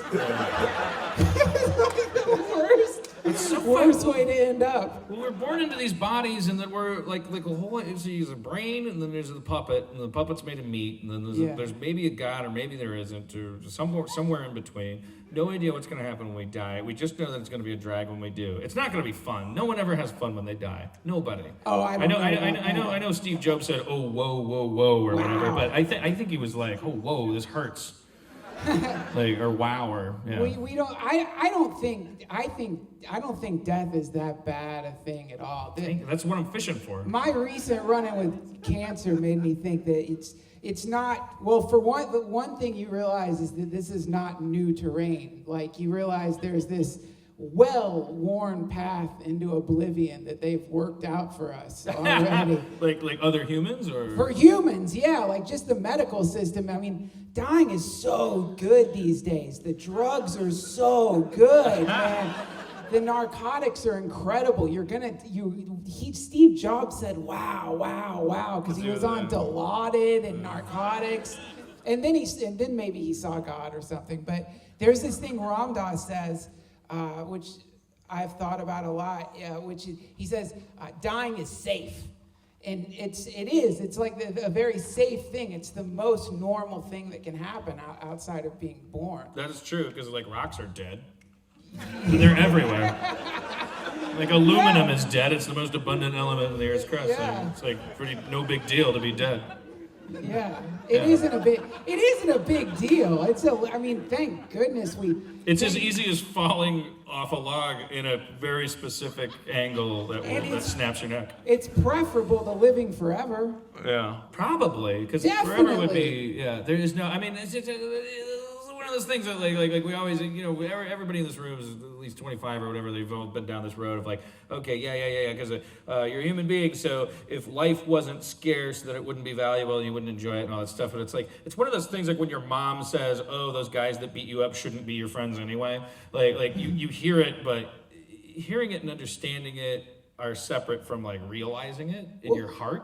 Yes, that's true. Like really getting it. Like that whole concept of like, well, you're alive and you're gonna die, and it sucks that you're gonna die, but because it sucks that you're gonna die, your life is valuable. Otherwise it wouldn't be, because you'd just be hanging out. Like, you'd just be like Highlander, like fucking around. The sun's gonna supernova. You're gonna be floating through the void of space, screaming for infinity, like one of those probes. Well, if you're immortal, so does that count? So that you would, the sun would supernova and you'd just be a dude floating around? Where are you gonna stand? I don't know. So you'd just be... Our sun would red giant first and envelop us. We'd all cook. You'd have to be on a ship, right? I'm assuming you're immortal and you have, like, your skin doesn't burn right, up. It doesn't so burn. I'm just imagining... So you're just hanging out. It's the ultimate horror would be to be immortal. And then you're just standing in space, like Space Ghost. like, waiting for... All right, and then you start walking like in Minecraft, like there's just no end, like you're just like, I don't know when I'm ever gonna find another planet. And then when you do, everyone's like, hey, who are you? And you're like, my name's Ted, and I can't die. And they're like, fuck you. No, you don't say anything. When you run... You open an antique store. After 6...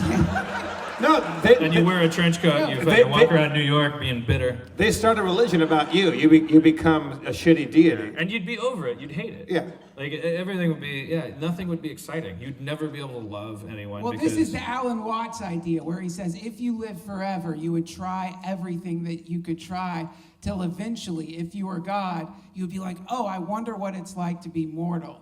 And that's when you pop into this body and become Dan Harmon. Huh. Or Highlander. Or Highlander. But that's the idea, is that we're sort of like the way we have to sleep, or we'll go crazy. In the same way, like, we're what happens when God falls asleep. We think that we're impermanent, mortal beings, because the state of pure immortality for eternity, there's nothing more horrifying and claustrophobic.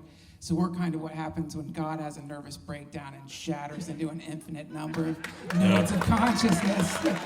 That's in the beginning there was nothing, and then nothing is fucking dumb, and it has forever to be something. Yes. So it did, because otherwise it would have gone nuts.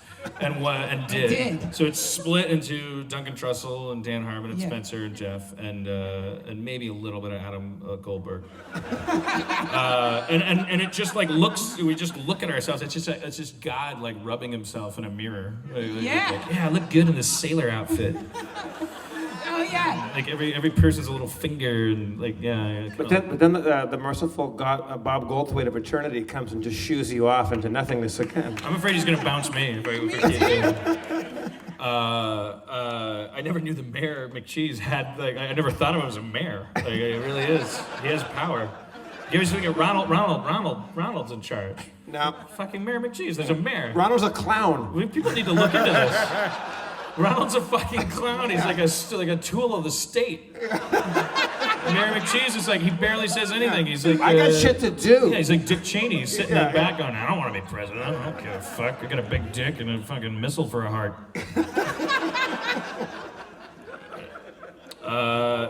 Talk about your balls. Talk a little bit about like everyone in this room, or at least half of us, are at risk of testicular cancer. Yeah.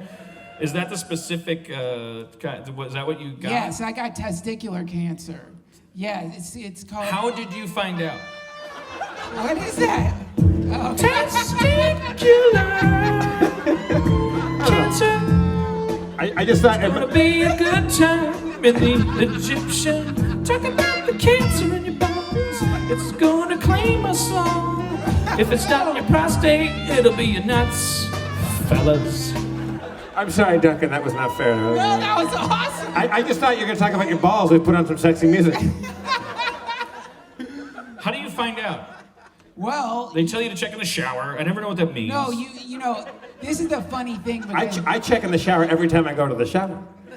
I don't know that I'm doing it. I'm just doing it. That was so stupid. Are you just saying I love sing- jerking off in the shower? I jerk off in the shower a lot. But when you jerk I- off, you don't too. rub your I jerk balls off. like and Yes. squeeze them like Play-Doh. I Like, do. No one does that. You don't know that. I love rubbing squeezing my balls. I'm getting such a hard on from squeezing my balls. Anyways. can you come from rubbing your balls? Can you? Yes. No, I can't. Yes, you can. I think it would take like 8 years. Just watching like Shakespeare in Love and kind of just such a slow build that. You have to have an imagination. If you were immortal floating through space forever, how many times do you think you'd jerk off? You just jerk off all the time, right? Yeah. Like that's all you do. You'd like fuck nebulae.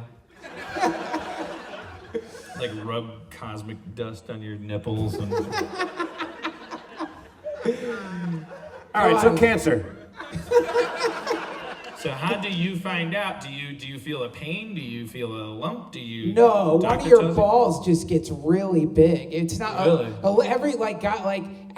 a lot of concern that people have expressed. Behind it is just this terror. Right. Then they're like, now, how did you know? What was it like? Yeah. Because, balls are weird anyway. So it's hard to tell if your balls are okay no matter what, because they're always wrong. Yeah. So what? Yeah. What have they ever done that looks normal? Have you ever laid in bed and watched them like fucking move around? Terrible. Adjust to the temperature? I was like, this happens to everyone, right? Like, are my balls a snail? This is amazing. They're just like moving like lava. This one goes out to the ladies in the house. Balls move, you better get used to it. You think it's fun and games to play with them, but there's a lot more to them. They're pretty gross and weird.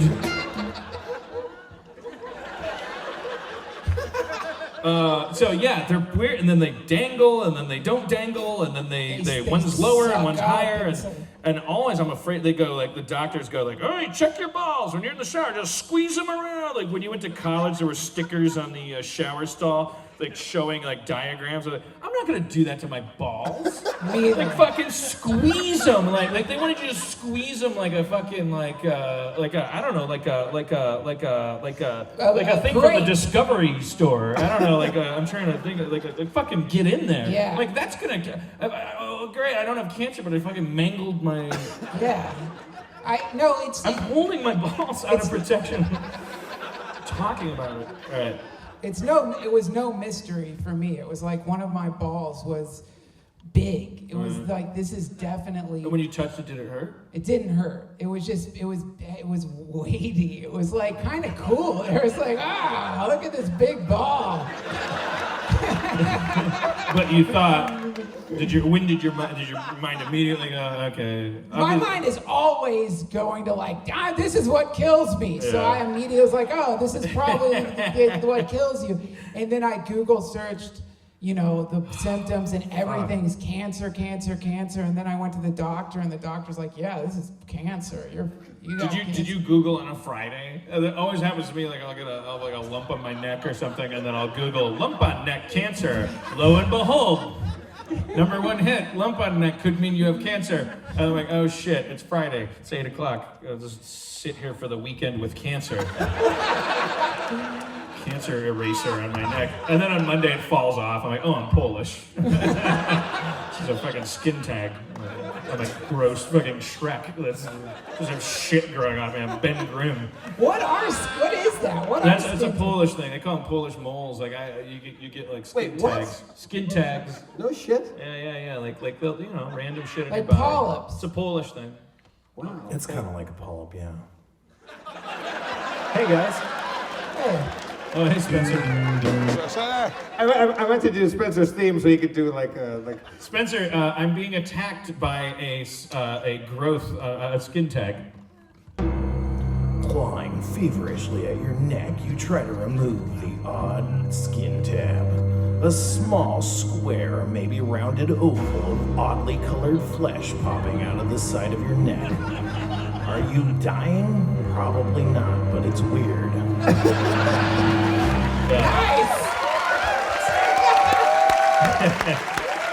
It fails to save versus your shirt collar over a weekend of drinking and then just falls off. People tell you not to pick it because it might give you cancer. Are you all in the clear now, Duncan? Statistically, I'm in the 95, 90 to, well, it's like between 90, there's a 10% chance I'm still fucked, basically. I don't do math. What does still fucked mean? That it goes to the other ball? Well, or? no. The cool thing about testicular cancer and... The coolest thing. The coolest thing. It's a very lazy, weak, it's like cancer with its a baseball cap on backwards cancer. It's like a pathetic, it's like It's cancer that shows your balls. Not ambitious enough for your brain or your pancreas. So fucking, It's a chest-bumping, mall shopping, Universal City Walk kind of cancer. Yes, exactly. Exactly. It'll broaden itself when Quentin Tarantino makes it. I don't know what kind of cancer you got left. I'll take the balls, man. Pick ball cancer if you get to pick. Pick ball cancer because it's the most curable kind, which is why everybody says check your balls, because it's if you catch it in when Lance Armstrong caught it, he was coughing up blood. One of his balls was the size of an orange. He just ignored it. He ignored it because he was riding his bike and he was jacked up on awesome weird sports drugs. I'm like, fuck it!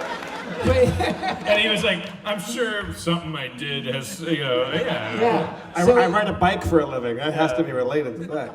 But it had gone into his brain, and they still cured it, which is why everyone says check, because if you catch it at the right time, like when I caught it, there's like a 95% cure rate with it. So it's guys, all the guys stand up and reach over, put your right hand out and reach over to your neighbor. And we're gonna do a ball. Your neighbor's life. Ball check. Everything, yes. Do what the man next to you refuses to do for himself. Just get in there and like a keychain, pretend you're locking your car. That's what they want you to do. Save a Armenian. Fucking cancer. Fuck cancer. Yeah. I'm not taking a risky stance here. But. Well, no. I read this incredible thing that cancer they think is like a primordial version of us or something, like from way, way, way back in the distant. I don't know. Like I guess because cancer is a stutterer to society. Cancer is a cell that goes insane and doesn't play on the same team as its fellow. It's Occupy Wall Street in your balls. It doesn't. It forgets that it's a part of a bone. Yeah. And just goes. I'm gonna try something new. I'm just me. I'm Bane. Yeah. Yes. The city of Bone is now free. Yeah. And it's just a bone, and then it just and I guess that would be probably the precursor of multicellular life, because tissue is cells knowing how to play on a team. And before that, we were unicellular organisms who just multiplied at all costs. So it is kind of ironic that, all these years later, these biological weapons called humanity, like these fucking giant brains that have turned wolves into chihuahuas and giraffes into curiosities, and fire into just more fire. But I could go on and on. It's like all of a sudden in your nuts, like one little like this thing from the year 6 billion trillion BC goes like, surprise, N-word. Yeah. Remember remember your roots, motherfucker. Yeah, it's very strange. Yeah, it's a very strange disease, and it's very different. Every type is like so different that some of them should maybe have different names, which is why some respond to different types of chemo. This type that I have responds really well to radiation, which fucking sucks. So I don't want to. But I want to follow through this line because So did you have the thing removed? I had to get the doctor was so eager to chop off my balls. Once he found out I had it, he's like, we should do this on Tuesday. I went in. We should do this every week. For 2 weeks. We should have Bob Goldthwait come out. And, immediately they just go, oh, fuck that, get that out of there. Yeah, we got to get you this out just of here. came here tonight from radiation. Well, my radiation ended on Friday, but I'm still super tired from it. Radiation is crazy. It's the most absurd, insane. I felt like I was in a Fellini movie because they put you in this, because they want you to feel safe. They designed the radiation machine to look kind of sleek, like a Mercedes or something. It looks like really fancy, but it also looks like a transformer. It's like this living weird thing with arms that you have to lay in, and they put this steel cup over your balls, and you have to push your cock into this steel cup, and you're laying in this most vulnerable way, and they fucking play Celine Dion. No! No! Yes, this is like Jacob's Ladder level hell that's happening.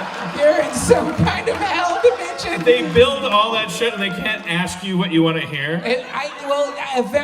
Eventually I got them to play what I wanted to, but the first time you're just so horrified. Yeah, Coldplay. That's actually the radiation. They shoot Coldplay into your body and it kills And the cancer in your balls is like, I'm out of here, bro. I heard there's a corn concert in his lungs.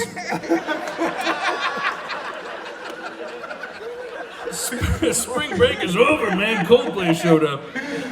Too thoughtful. Not enough rape.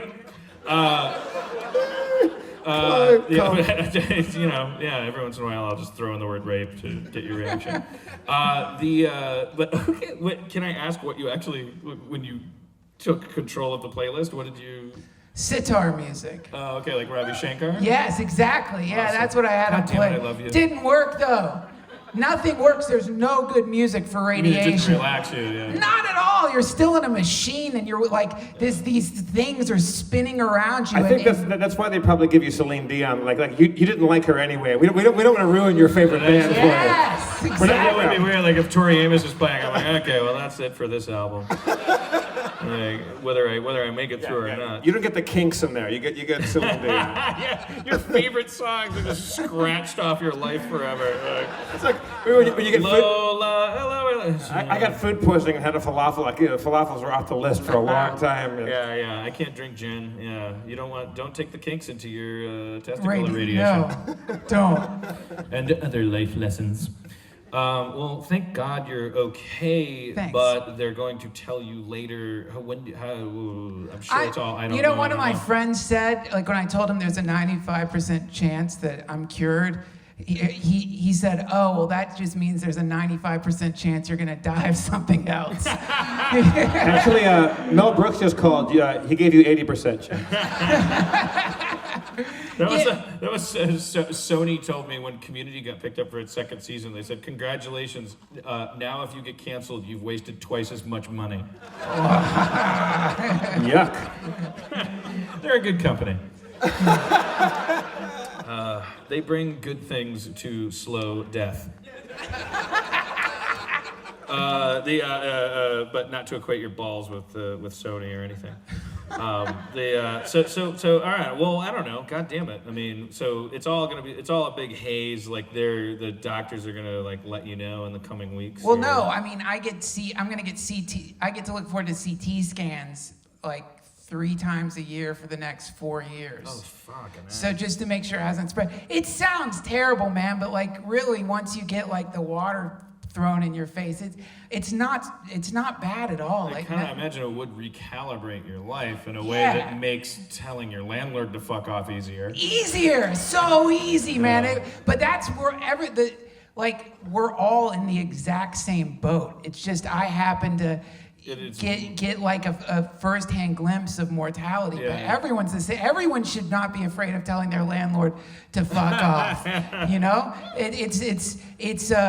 you know, you end up going deep into cliche land when you have cancer because dying is like this well-trod path and everyone goes down. So the thing where they're like, man, I really like appreciate life now and like I'm so happy to be alive. All that stuff really happens, but you don't need cancer to be happy about your life. You just need Celine Dion. Duncan Trussell. Duncan Trussell, everyone. Duncan Trussell. I'm on the fucking one. Thanks. A Duncan Trussell. Yo, had a Duncan Trussell, got a Duncan Trussell, got a Duncan Trussell. I got a Kermit Frog feet, I'm a bar stool. I'm a Muppet, waving my feet. Duncan Trussell came up, and his cancer was a treat. He treated you to the glimpse of the abyss. Fucked your mama so hard, she started to piss into a cup, and I drank that shit. And then I rubbed it on my face and their tits. And then I put my little wiener in between those things. And I said, fuck you, I'm gonna make you sing. And she said, la la la la, Dan Harmon's fucking me. I'm your mama. Duncan Trussell, everyone. I mean, what? Don't be jealous of him. You can see how much I love him. I know, the first time you met him, you had this giant kind of... I'm sure that happens to everybody. And actually, I've been told that happens to everybody, and I get pissed at them. I go, fuck you. It's not special. You know, I met Duncan at a bar very briefly and said hello, and I loved him. He's a lovable guy. I mean, what are we doing? Let's get out of here. Go hang out with Duncan Trussell. Not until he plays some D&D, though. Dungeons and Dragons going to be played in the Egyptian, where it was. This is the place. This place was built to play Dungeons and Dragons. Let's bring up our guests, Dan. Our VIP guests that supported this show and achieved the top tier prize of playing Dungeons and Dragons with us. Let's bring them up right now. Guys, come up. It's Sean. One of them is our old friend Sean Sakame, aka Snap the Jap, the most offensive Twitter name in the world, because apparently he's half Japanese, but he doesn't look Japanese enough to have the name Snap the Jap on Twitter. Yes, so Sean Sakame and Roy McClurg, everybody, the $1,000 donators. Holy shit. Discretionary money and no idea what to do with it. Roy, let's get these guys mic'd up. I got one on the floor. Ugh. Also, I suppose, let's meet these two before we bring Aaron up. How about that? Yeah. Sean, you've been a very original, long-time Harmontown fan. I have. Come forward. Step to the edge of the stage so folks can see you all. Sean is like the Morgan. Wait, what's the name of? Well, I was gonna say Morgan Freeman, but his character is Lucius Fox in the Batman universe of Harmontown. There's always like a bottle of vodka backstage at Nerd Melts from Sean. Well, I mean, you give so much; it's only fair to give back. Thank you. Thank you, Sean. Thank you. Well, thank you. Man, thank you. And Roy, how do you come to us? I flew here from Dallas today. Yeah, we're my wife and I. My wife, who is at the hotel right now. She does not like the show. I explained the show to her, and she was a little taken aback by the fact that we're going to play D&D and talk about dicks. And so, and it cost $1,000. Yeah. Maybe you oversold it. A little bit.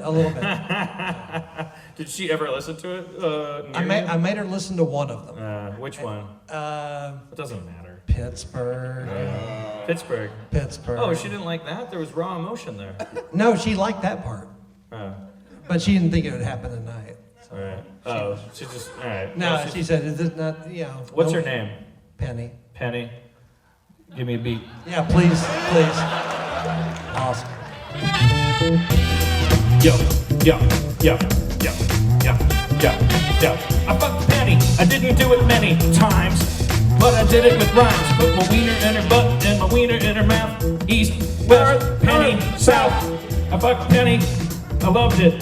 Penny, are you listening? No. That's why I fucked you. Fucked you. Fucked you. Fucked you. Fucked you. Fuck Penny. Fucked her. Fucked her. All right. Wow. That was angrier than normal, Dan. It was angry. That was misogyny factor 9. I don't like it. Yeah. Did you take my drink? I may have. Yeah. I had a did. drink just here. I'm sorry. I did warn her about that. About Dan rap fucking her? Yes. How are we doing on time? We got 3 Apparently hours. she 3 was hours good. left. 3 Apparently hours? she was good with it. Yeah. Well, do we have to be out here by a specific time? Do we care? Yeah. The master is playing at 9:30. All right, well, guys, have a seat. Let's bring Aaron McGaffey to the stage as well. Spaceballs is playing.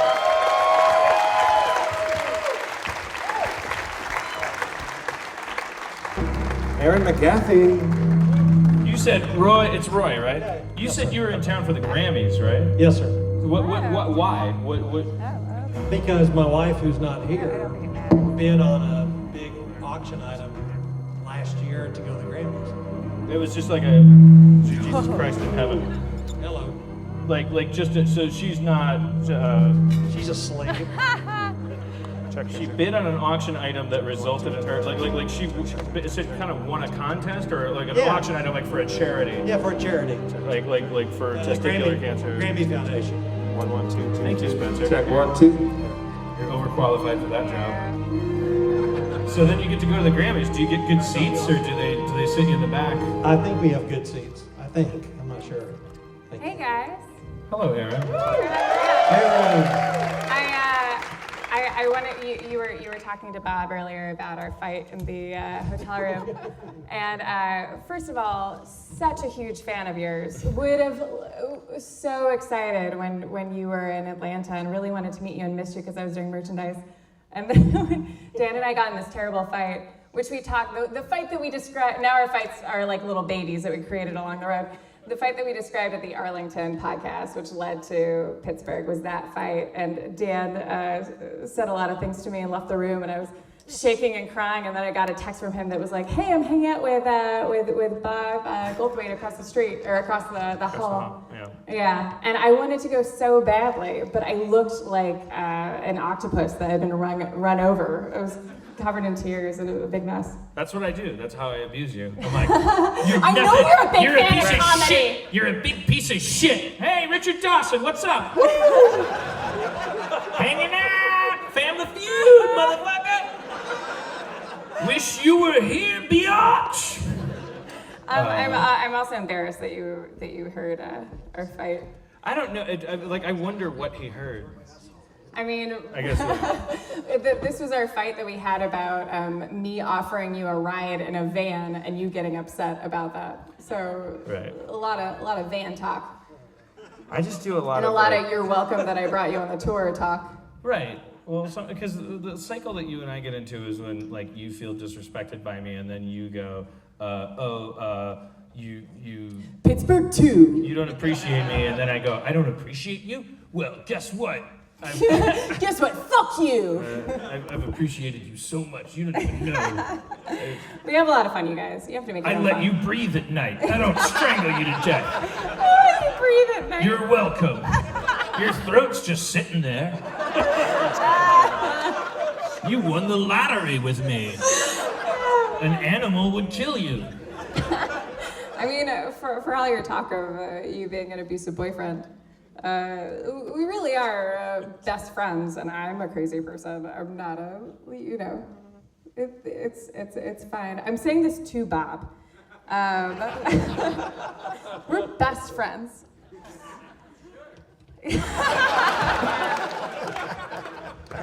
This feels terrible. Oh, thank you. Bob is Thanks, Roy. strangling. Bob is actually strangling his wife over here. Oh my God. Can we get a spotlight over here? Oh, man. Okay. I feel so bad because I have a podcast about relationships, and I get on my high horse frequently about what's healthy and what's not, and yeah. Do you still want to move in with me? Yes. All right, let's move in together. There, we did it.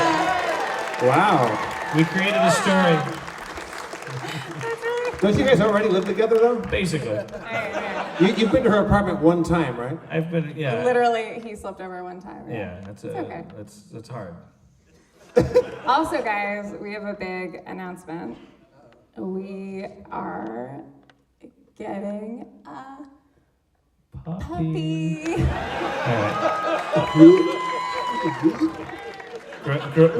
Gross in the mouth. Gross in the mouth. Also, I cut myself. A little triangle pattern. I carved Dan into my thighs. When you laugh, it makes me think that you kind of think that could be true, but it's not remotely, not remotely. All right. Spencer, did you give characters to? Wait, you guys, what are you standing characters. there? You're like Yeah, come back on a here. bus stop. Here. No, so, Roy, sit on me. No, you guys gotta sit. Yeah. You guys. Harmon, you can stand and stalk the stage. Exactly. Like the second level mage that you are. Sit like the gods you are, with the Egyptian. All right, so Spencer, you have a tall task in front of you now. You've got 2 more characters on the stage. That's cool. If you don't mind, bring us up to date on our campaign. Are you gonna music or? Not if you're gonna be a dick about it. Well, okay. I had the volume down, okay? I'm sorry. Not possible. All right. Do you want me to distribute the sheets first or at the same time as talking? I got it, man. All right. Well, that one's yours, man. Do you need anything? Oh, This is the your adventure? new spell list. That's yours. We have our Yeah, that's the adventure. This is great podcast talk. Looks like in the end we're gonna fight a Falling worm. apart. Well, you can't read. It doesn't say that. All right, Spencer, take it away. On the last episode, our heroes had been trapped within the deep and mystical, magical infinifish for what seemed like an eternity. I'm sorry. Mystical? I'm sorry, what? Mystical chasms. Who can't read now? This guy, right here. Who's got 20-sided die and can't read? I can't do math either. I'm sorry, go ahead. I'm gonna miss my musical cue this time. No, you still got it. After meeting with a village of fish-dwelling humans and a master swordsman named Valicent, our heroes found and destroyed various organs in a quest to escape their living prison. Slipping down a slippery slide, they found a magical tome before coming on one of the beast's great hearts. After a long fight, the gang was on the ropes. Just when they thought all hope was lost, a long-lost ally reappeared. Tylenol with codeine! With the aid of the mystical unicorn, the party was able to destroy the beast's heart. The heart defeated, the great beast fell out of the sky, crashing to earth with a catastrophic crash, and a sickening splat. You feel yourselves being flung into the wall, and all the flesh in the chamber convulses, expanding and trapping you within its great bulk. You feel your bodies being squeezed, compressed, crushed, perhaps by feedback, and the squelch of liquefying tissues. Its side bursts open, and your party is squirted out in a bolus of fleshy bits, slimy fluids, and bloody chunks. You land unceremoniously in a heap. Spencer! Yeah. You were only 3 seconds over, but that was my fault. Yep. That is some real dungeon mastering. So are we on the ground? You're on the ground in a big pile of each other, and you're full of you're swimming in fish fluids. It's just gross. Sharpie. Oh, Maureen. You Wow. you have viscera in your hair. Oh, it's embarrassing. Why don't you guys move in together and get a puppy? Maybe one day we will, little man, when we've finished our journeys and settled down. But what are we really questing for? We've been doing this for so long. Well, what is it that we're really going after? We got swallowed by the infinifish. I know. And then that waylaid us from the task of going to rescue my father, I think. Yeah. So, can we still rescue your father, Sharpie? We could. I mean, I've never liked him, but I've always wanted his approval. I feel like I got that, Right. so we could let him die. Yeah, you guys found closure there, I think. My fathers are only good for approval. After that, like, what are they doing? They're not. Their job is done when they come, right? In the most technical terms. Like they don't. They're not mothers. They don't nurse you. They don't. You know. No, my father taught me how to wear a breastplate and swing a sword. Well, maybe we should go hang out with him. Nah, I care about him, I guess. Well, why don't we explore our surroundings? You explore your surroundings. I should say, after defeating the great infinifish, you feel a lot wiser and stronger as a result. What? Uh-oh. Oh, shit. You level up.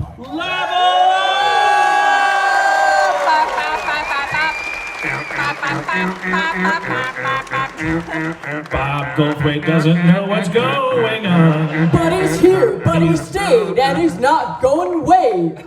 He might soon. This is And now we called him out on it. Now I feel obligated. Please feel obligated. So are we level 3 now, Spencer? You're level 4 at this point. 4? Holy smoke! That is crazy. Yeah, Do I man. have an animal yet?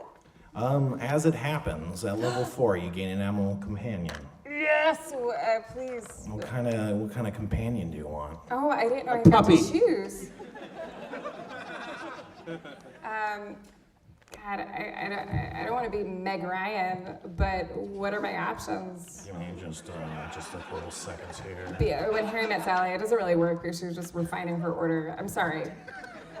She's famous for option exploration. She's I'll very have what she's having. She's very particular.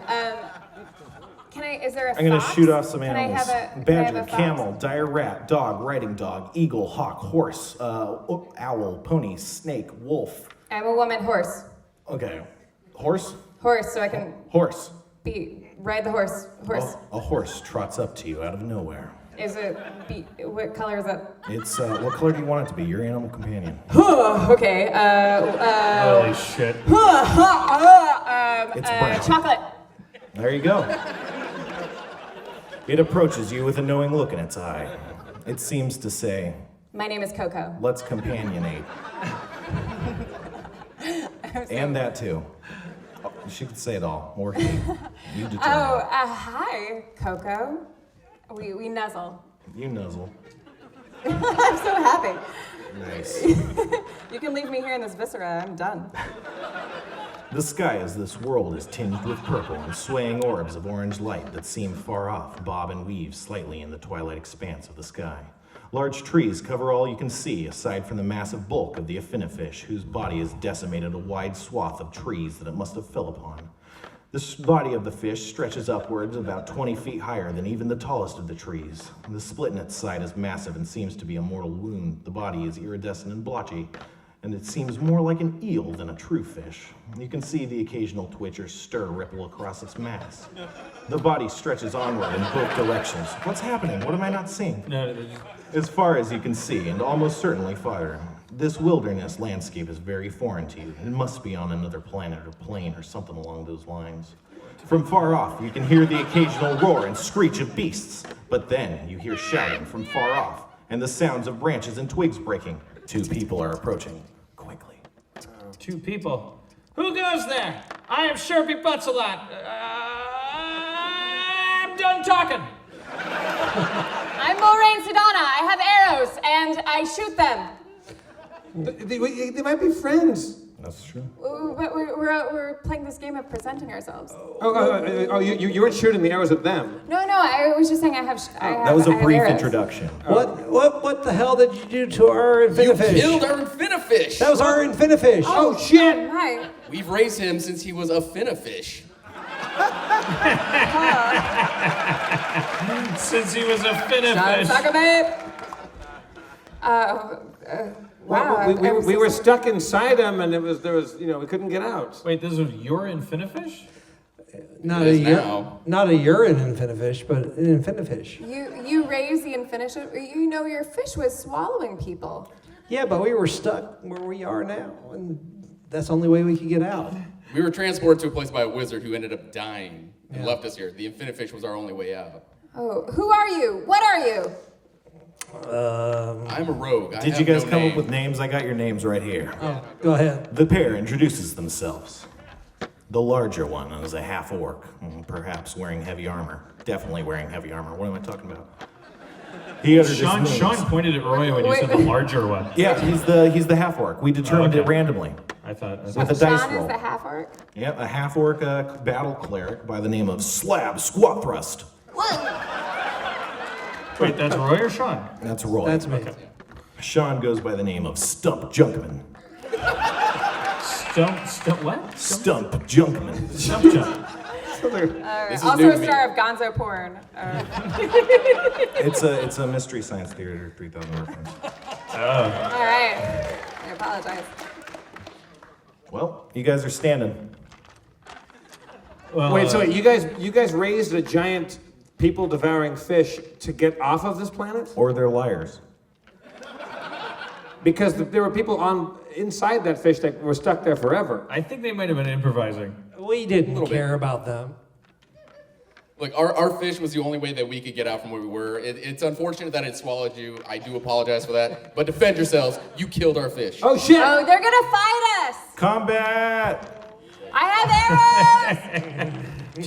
Gentlemen, please. I'm a coward. I have gotten this far avoiding all Sharpie, harm. don't sell yourself short. Over the course of this journey, you have changed. You've become stronger. And don't you have a hawk? Hawk, attack their faces! No, I'm kidding. I think that they're wanting to attack us, and they're bad. Yeah, do you guys want to attack? I'm saying to them, let's not fight. Like, do they still want to fight? Ask them. Also, audience, do you want something to happen? I command. Not happen? You like us. We like you? Oh, yeah. Well- Casting his arms about in a magical manner, he casts the spell command while uttering the command like. Pick a target, Roy. That's one of them threes. Thank you. Pick a target. Cast it on Sharpie. Yeah, Sharpie, you feel compelled to like this person. I mean, I already Which did. is weird because he's the one that wants to attack you. I still want to attack! There you go, he's liking you.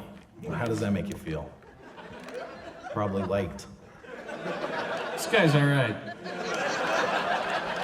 Gentlemen, are you wishing to destroy us? I'm sorry that we're talking about this for so long, but Maybe we got off on the wrong foot. so you like us? I'm still unclear. I'm a rogue scoundrel, so if you like my friend, by proxy, I like you. All right. Well, what's anything fun to do on this planet? You guys have a camp nearby that you've been staying at. Let's go check out that camp. We check out the camp. I love it. Love this guy over here. Wait, you only liked him a couple seconds ago. Has this gone to love? Did he cast Duncan Trussell on you? Would be the best. 40 years old. You know, clock's ticking. Like's gonna turn to love faster than it did when I was 25. All right, we run off to their camp. Do you guys want to take them to your camp, just to be sure? We will take them to our camp. Soon, I'm you are out at my a small horse. camp. I hold her mane like she loves it. We ride. Upon the horse you ride, everyone loves it. Soon you're at a small camp. Large green canvas tents are pitched and a fire pit has been dug with skewered hunks of meat roasting over the flames. A few rocks have been shaped into comfortable looking chairs. This is our camp. Our camp is your camp. Welcome here. I sit comfortably in one of the rock chairs. Nice. Would you like some of the meat that we have grilling over an open fire? It's really roasting. Help yourself. Oh, thank you. It's very nice. This has been a weird day. I have to say, you guys are handling the murder of your pet pretty well. So are you two together, or is there a? Yeah, what's your guys' story? Do you have? Yeah. Are there partners for us to meet? Is there a Mrs. Stomp Frump? Our relationship is strictly platonic, for all intents and purposes. Is there anyone else on this camp? He said plutonic. Yeah, that means super gay. That's right.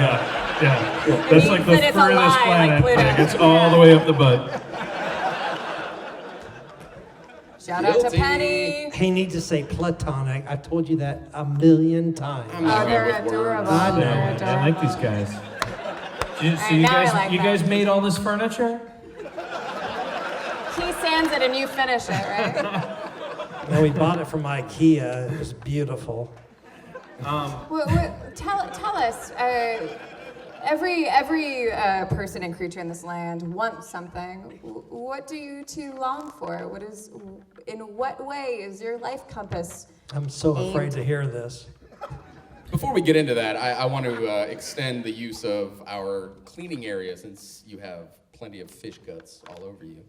Thank you. Clean yourself and then we thank will you. talk. Oh, there's a little hot tub over here. Thank you. I kind of like the shimmer of the fish viscous, so I'm gonna keep it on for a little while. I create water. Nice. What? What? Hey, everyone does. It's It's nothing to brag about. It's not a competition. I have good arrows. Okay, fellas, hey, where are we? Do we know where we are? Like, we're on like an alien planet? I feel like they're hiding something. This camp looks like it must have cost each you $1,000. Like, what do you guys want out of this? Spencer, I creep off. I hide behind Coco. They think that I'm brushing Coco, and then I inch away and I poke around. Do I find anything? You find a dire badger. Cool. Lips pulled back and teeth bared, it charges. I use my power to talk to the animal. You don't know that's happening. She snuck away. I was talking about a squirrel I saw nearby. A squirrel approaches. I take out one sleep arrow and I fire it at the badger. You fire it at the badger right as it's biting you in the leg. You take 3 damage, but you strike take 3 the damage. badger with the arrow and it falls asleep. Still 3 damage though. Hey, what the hell's going on over there? Hey guys, I come limping back. The sleeping badger clenched to your leg. Sometimes I fancy myself a detective. I stirred up a badger, but gentlemen, Quark, Sharpie, these men have a dire badger. What kind of people have dire badgers? They live in an alien dimension. Okay, we can't ask you because a spell is cast on you. Yeah, I like them. I think I cast cast a level 1 cause fear On Maureen. No, this guy is fickle. titled to will save. So that just means I'm afraid? Yeah, you run screaming. Ah! Ah! I'm sorry about her, guys. It's that time of the harvest. Why don't you go talk to Bob? Go hang out, have him show you his trailer. I'll cry in the room. Ah! I said that as a joke, I'm sorry.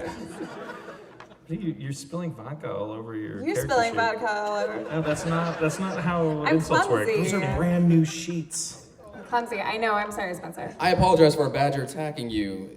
Much like us, it's stranded here in an unfamiliar realm. We are just trying to find our way back home. What is your home? I don't feel comfortable disclosing that information with you. I know I just screamed and ran away, but I do not trust these guys. I like them. Spencer, am I in the area? Let's see. Yeah, you recover from your panic and you start to wander back. I ask Slab, I said, you know, man, it's been a long fight in that Infinifish. I could really use a nice back rub. Jeff likes this settlement. I cast hold person. Whoa! You fail your save. You're stricken. You can't move. You feel yourself being held as a person. In a tender way, or No, in a sleep paralysis way. I go to sleep. No, I guess more of just a regular paralysis way. Spencer, I don't trust Do you these want to two. fight him? Yeah. Yeah. Okay. Yeah, I do. All right. I take 2 arrows. The arrows, I fire at them, and me and Coco scream, "Adventure!" as they're fire at them. Both of your arrows miss their mark and plant themselves deep within the earth. It's fine because I have Coco. So you're trying to hurt us, are you? No. This whole thing has become like With an Aeroshot. Andy Dick party. It's just a weird random. People are pitching YouTube commercials. I inflict moderate wounds. All right, on who? All right. Oh, damn. Reaching out towards you, he attempts to touch you with his crackling with energied hand. Typical. Very. Was it moderate wounds, you say? Sorry? Yeah. Just making sure I got the right spell, that's all, you guys. Don't worry about it.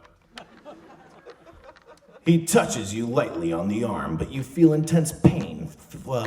Do something. Spread throughout your entire body. You take 12 damage. Hey, take it easy, buddy. I like you.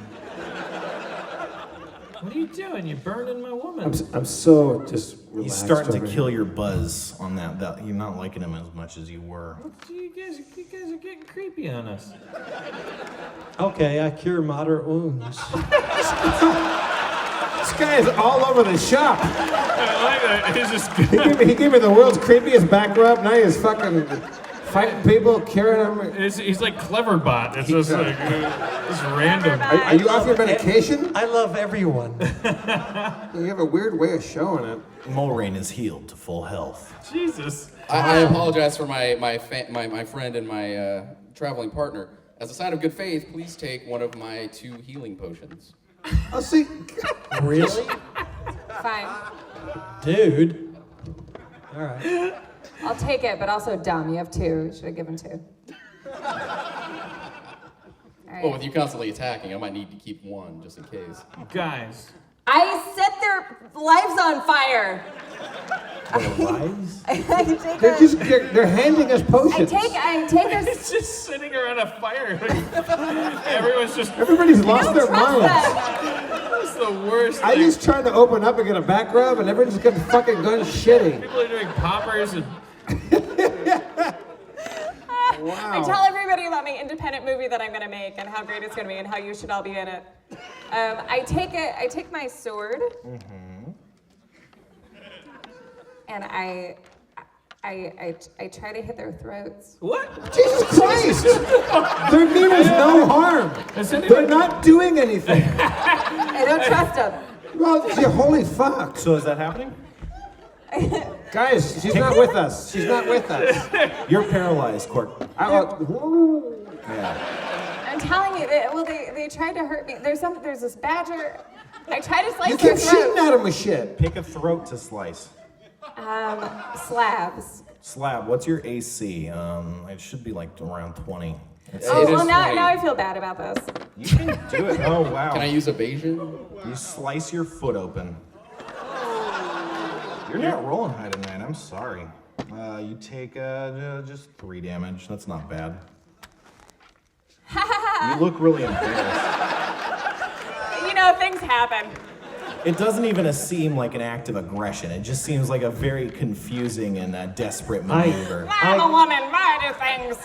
Let me get on my horse. I cure her light wounds. You cure it to full health. I punched myself in the head 3 times. You do that. You regain control of your body just enough to punch yourself. I eat a tree. I fucked the sleeping badger. It wakes up? I use my power to talk to the badger. And I say, Badger, I pulled the badger aside behind one of the roughly hewn, attractive stone chairs. And I go, what the fuck is going on?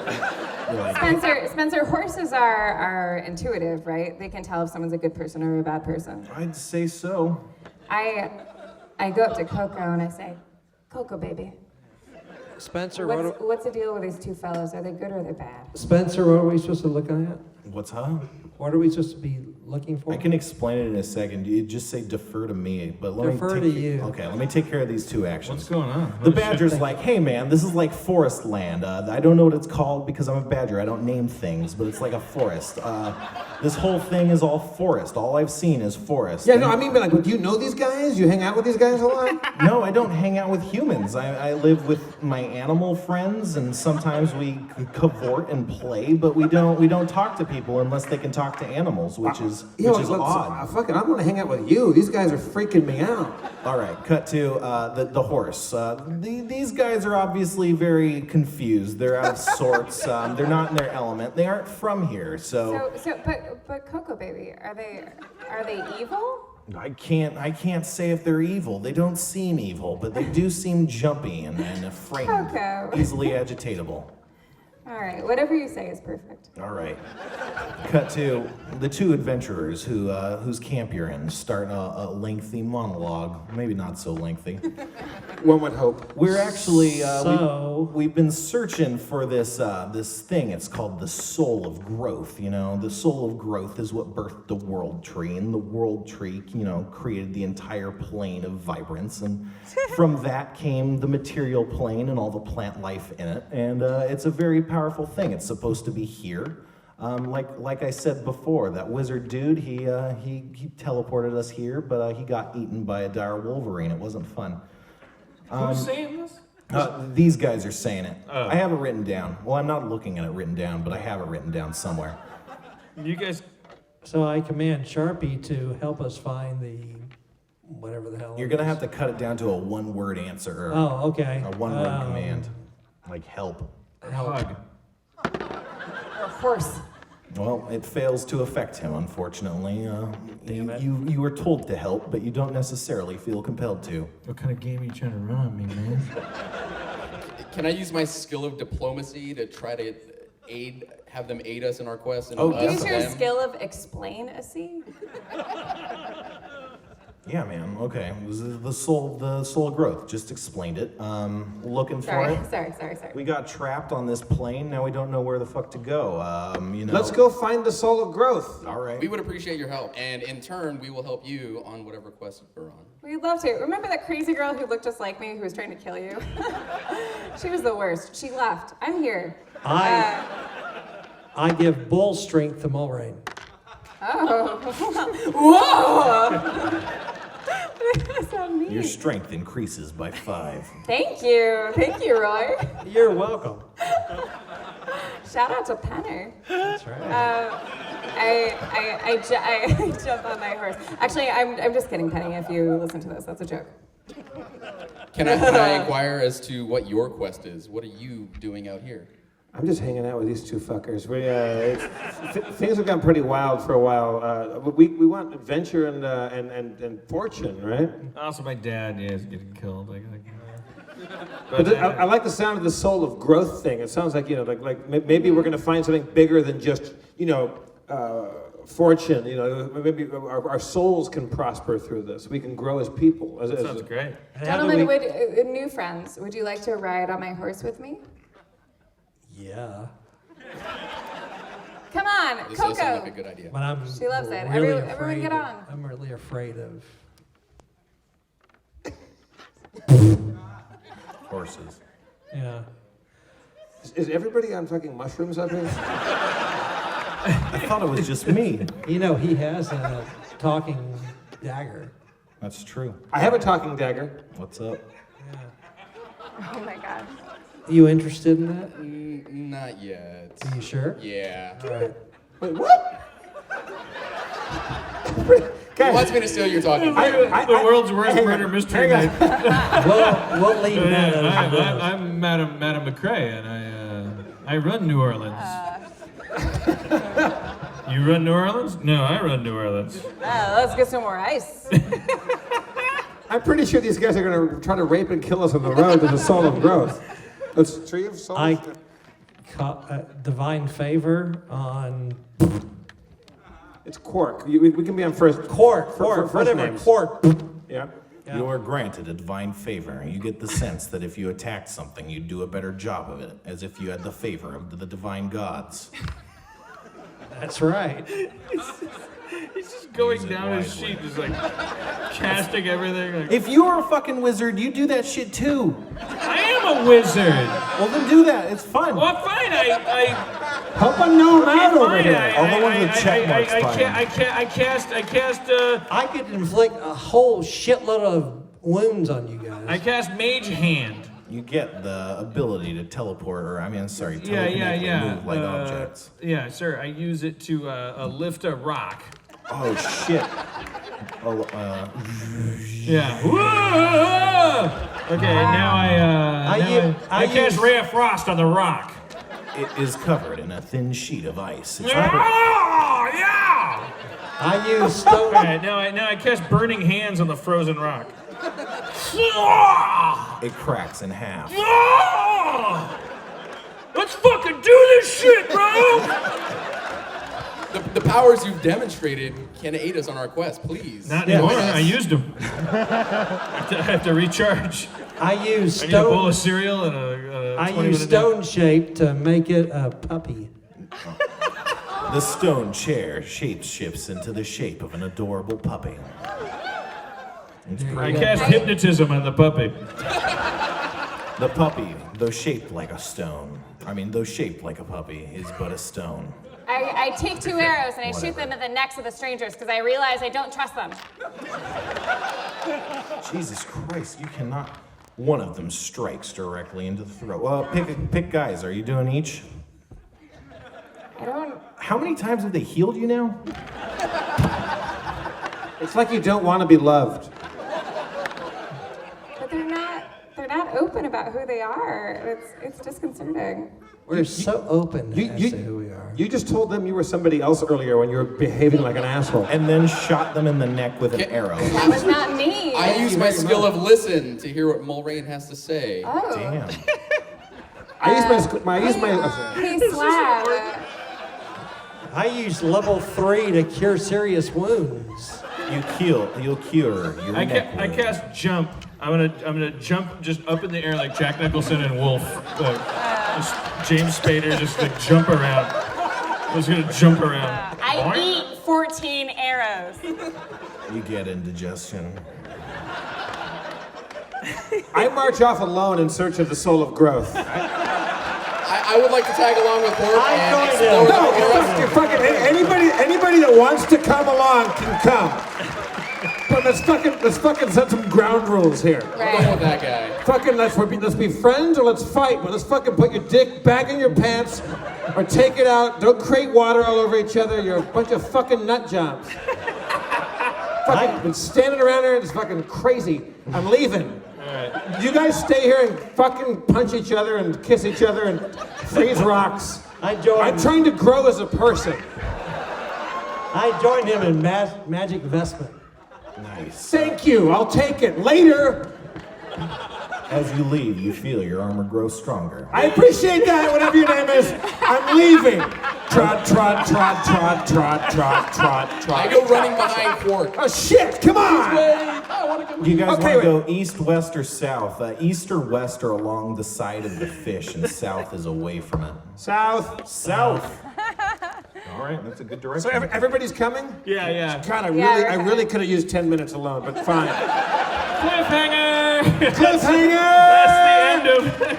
That's all we have Let's time hear for. for Ryan and Sean, everybody. Holy moly. First time D&D players, guys. Yeah. Hey, we all are. No, I don't think they did anything wrong. No, that was terrific.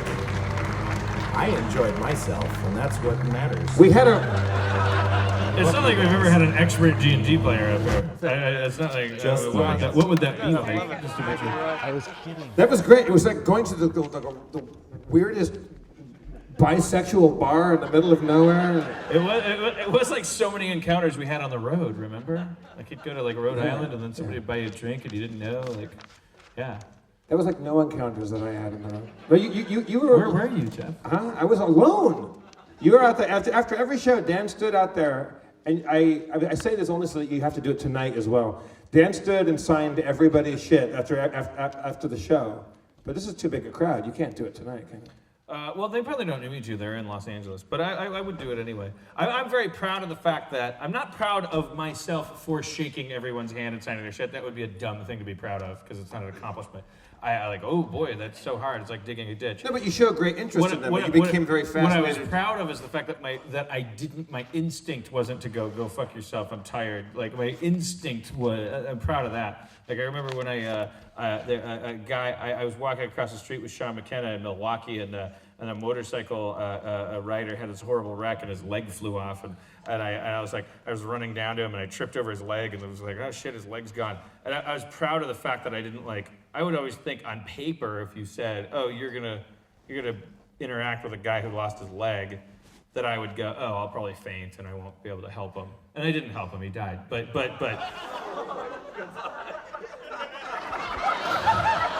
do you want truth or do you want a story? We want a story. I want a true story, preferably. He died 1 million years later. He lived a full life. He had 8 children. He didn't die there on the sidewalk, but I found out later that he died. But the point is that I didn't like faint and become useless. I said, "Hey man, you okay?" and called 911 and put a blanket under his head, because that's what heroes do. I would say on the road, Dan and I were both kind of concerned in the beginning that we would go off on the road and leave our little nest at Meltdown Comics and wonder whether or not the crowds that would come and see us in Phoenix or Austin or Nashville or wherever would get it or dig it or whatever. And what we found out was that it was really safe and really cool. And it's for me, I'm so happy to be back. Yeah. And just go back into Meltdown Comics and our 50 loyalists that come in there every time. The cool thing about being back, this is the one thing that I learned. I don't know if I changed, but like the thing that I was sitting in the back of a comic book store. We were doing the show. We're gonna keep doing that every week because that's like therapy for me. 50 people show up. There's a weird thing to cheer, but and I also don't want to punish you for cheering. It's just want to make you self-conscious about it. Obviously keep doing that. I was always happy to do that, but there was a voice in the back of my head going oh, are you regressing into a cradle of comfort that's ever diminishing? Is your world getting smaller and smaller by sitting in the back doing this Ursat Spalding Gray routine? Are you just shrinking into less and less of a person and just talking to the only people left that'll ever listen to you? And I think that urge is get out there, go try this bullshit in Phoenix and see if it plays. See if someone throws pudding at your face. And then it was all this shit. It was like Patton Oswalt came up and he warned us very justifiably. It was holy shit, you're going to Phoenix. It's going to be all fucked up. The podcast culture is such that what's happened is in every city in the entire world, you can find 100 or more of the people that you would want to hang out with. So every city that we went to, it was all the same. It was really odd. They weren't wearing different hats. I'm from Austin, so it's a cowboy hat. It wasn't. They were just the same people. But I'm not saying this to be kiss ass or to blow smoke. But what was amazing and really reassuring was that the people that we meet are the same people that we fell in love with here for our show. Is that incredibly creative people come to the show. People kept all the artwork and the gifts and the conversation. Yeah, make you a napkin or a hat. Napkin's not that hard to make. It's a very cool, powerfully. They're creative. all writers. There's got to be more writers per capita, in a Harmontown audience than anything. How many writers are out there tonight? So, yeah, they're not a group of people that likes to applaud themselves. But we'll go with cockroach rules and assume that means most of you. There's 50 people clap, so there's 150 writers out there. For everyone you see, Jeff, and they're born pregnant. The cool thing is coming back. I feel like doing those shows in the back of Meltdown where we're going to continue to do them. I do feel okay, having gone to like 20 cities in 23 days, what we learned is, no, it's not necessarily an unhealthy thing I'm doing. Like, I am like talking to people that are all out there. And everybody that came up to me and talked to me at all of these shows, they all had that thing in common. It was like all these little nerds that we don't fit in, and we just like, but there's nerds that turn that into anger and go like, well, I'm so fucking kill and murder everybody because I'm a nerd and I'm gonna fucking strangle and show them what's what.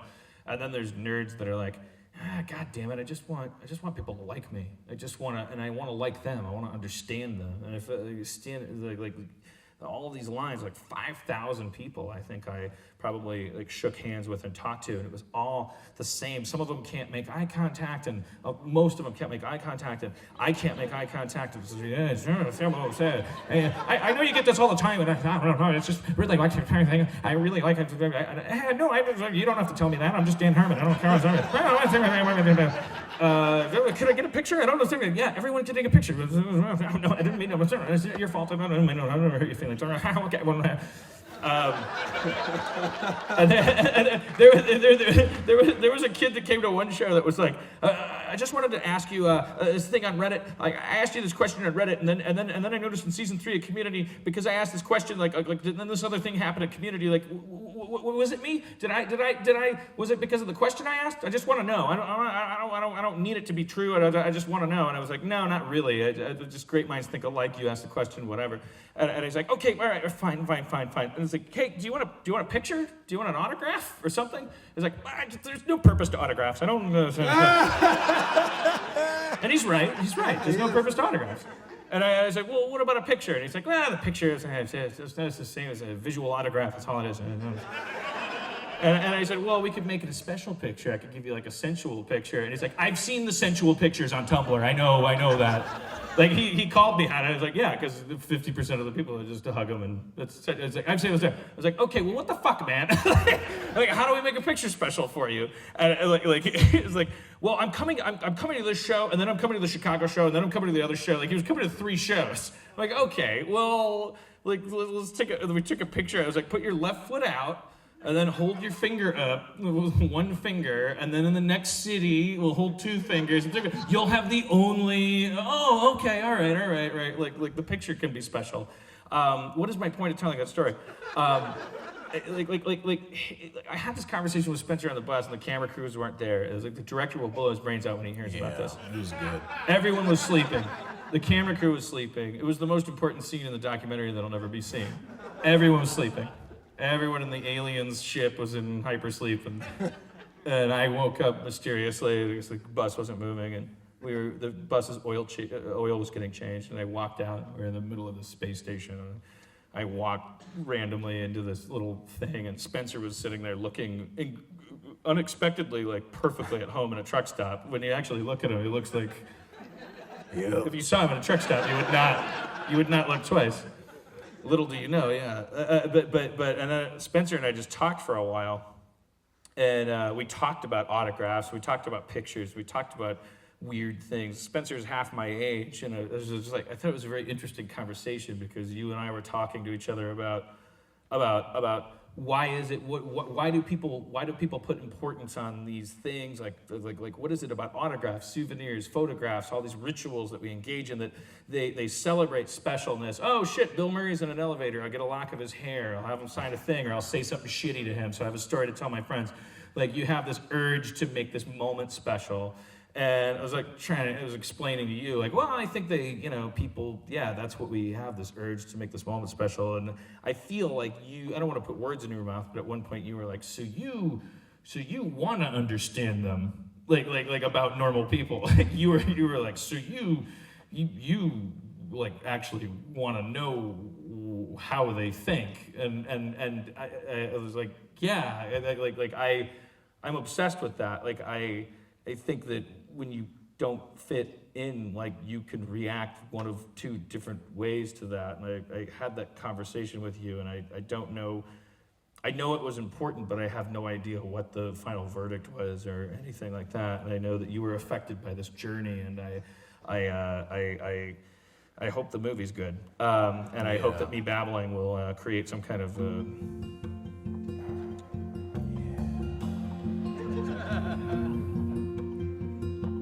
I hope I can improvise an ending to the movie. Also, we have, I think I was told there's going to be some visuals to go along with it too. Oh, damn. I'm supposed to point at the projectionist and. Shit. We're not even going to be performing. Let's just watch. I mean, Dan, you can sing along and you can rap too. Across the country, your mama's country. Sorry, starting over. All right, here we go. Harmontown, Harmontown, where pea is yellow and the poop is brown. I fucked your mama till she was upside down. Some people call me Pringles Dick, but I never really found out why. I don't really have a Pringles dick, I just keep my dick inside. I keep my dick inside a Pringles can because it keeps my penis safe and dry. Harmontown. Some people call me Pringles Dick, but I never really found out. No, I never found out. I never really found out why. We lost him. Here I am. Ain't got a dick, I got a chicken noodle can. If you know it, sing it. All my life, I've been putting this can inside my chicken noodle wife. Chicken noodle guy come down from the mountain saying, chicken noodle man, you gotta work all day. Chicken noodle man, you gotta cross the river Jordan to eat the devil's soup until your troubles go away. Soup to the bowl, bowl to the spoon, spoon to the mouth, you gotta get well soon. Gotta get some rest and sleep till noon. Drink a cup of coffee, then head to the saloon. Harmontown, where pea is yellow and the poop is brown. What's your name? Hey. No, it's not. Work in the crowd in Harmontown. Nice glasses. What's your name? Nate. My condolences. What's your name? Maya. How do you know when you're finished? What's your name? Jennifer. No, it's not. Fuck you.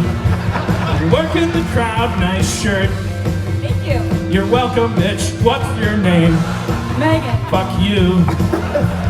Work in the crowd. I didn't ask. What's your name? Eric. Psych. Psych. What's your name? Oh, more like Gary. What's your name? Your balls are hairy. What's your name? Fuck you. What's your name? Darren. Fuck you too. Fuck you all. You learned nothing. Harmontown. I fucked your mama in Harmontown, where pea is yellow and the poop is brown. Dan, I realize now after watching this what you've learned. What? You've become a man of the people. Yeah. You've learned how to love. Yeah. I've learned how to close a show and talk to people. What's your name? Tony. What's your biggest problem?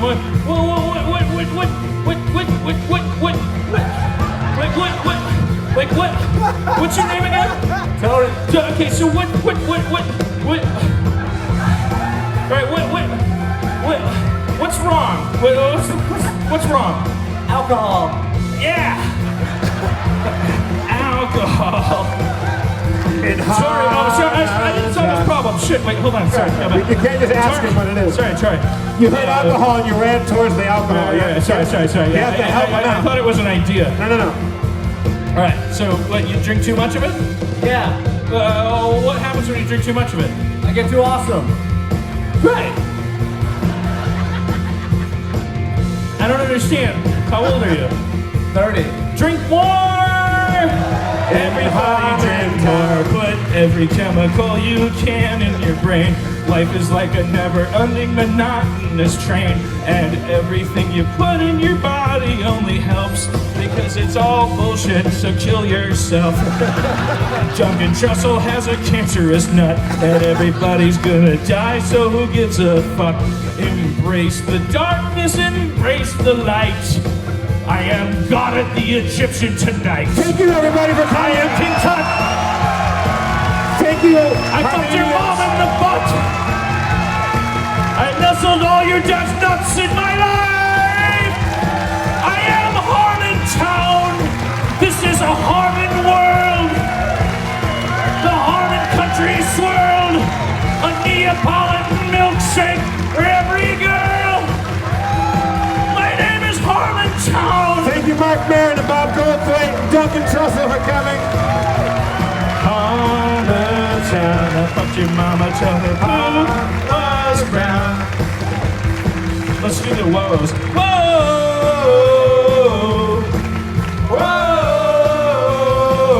fucked your mama. Whoa, oh, cancer balls. Whoa, I fucked your mama. Whoa, whoa. All right, let's do something so the people that left early to get parking. To get to their cars, let's do something. Let's do a secret track. Yeah. Anyone who knows the words? Maybe get some girls to come up and sing. Grab some mics. Girls who know the words to the chorus, come up on stage and grab a mic. Is Whitney Avalon here? Where's it, Whitney Avalon? Up here. You know the words? She's a Channel 101er. She sings. What's your name? Who's this? Stephanie, grab a mic, Stephanie. Let's get our female vocalist up there. All right. Yo, I'm freestyle rapping as a secret track. I fucked your mama so hard, I thought the bitch was black. I bent her over the city, she was urban. I fucked your mama so hard, I thought she had a turban. 9/11 is the place to be. It's a new thing to celebrate if you're with me. It's a terrorist, anarchist excitement. I fucked your mama so hard, she needed a vitamin. Come on down to Harmontown. Turn that frown upside down. Terrorism is yellow, poop is brown. Come on down to Harmontown. Al-Qaeda is my brothers on the West Coast. I fucked your mama so hard I gave her a piece of toast. Said that's a grand slam and the moon's over ham. You gonna go in your mouth and make Miami better. I fucked your mama like cheddar. Put it all in her omelet and charged her even more. Give me a second. I fucked your mama. Just give me 1 second.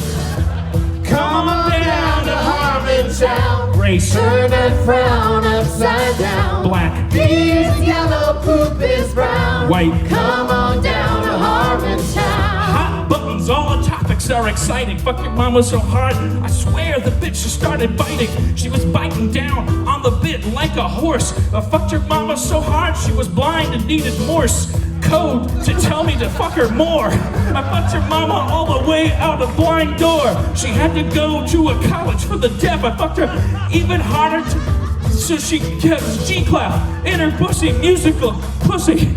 I fucked your mama, Gary Busey. I fucked your mama so hard. Down to Harmontown. Turn that frown upside down. Should have ended on the first one. We should have ended on the first one. There's no way to pull out, man. There's no way.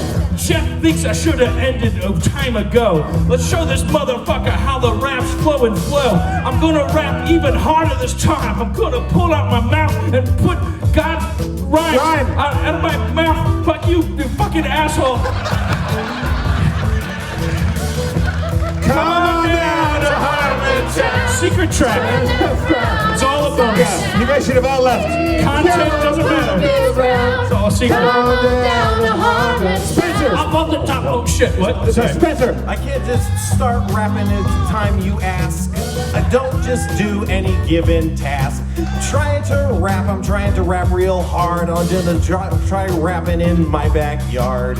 Everybody knows that I'm not the best, so let's see if I can put my skills to the test. I'm gonna start rapping and then go to the chorus. Let's see if we can go and get some more of this.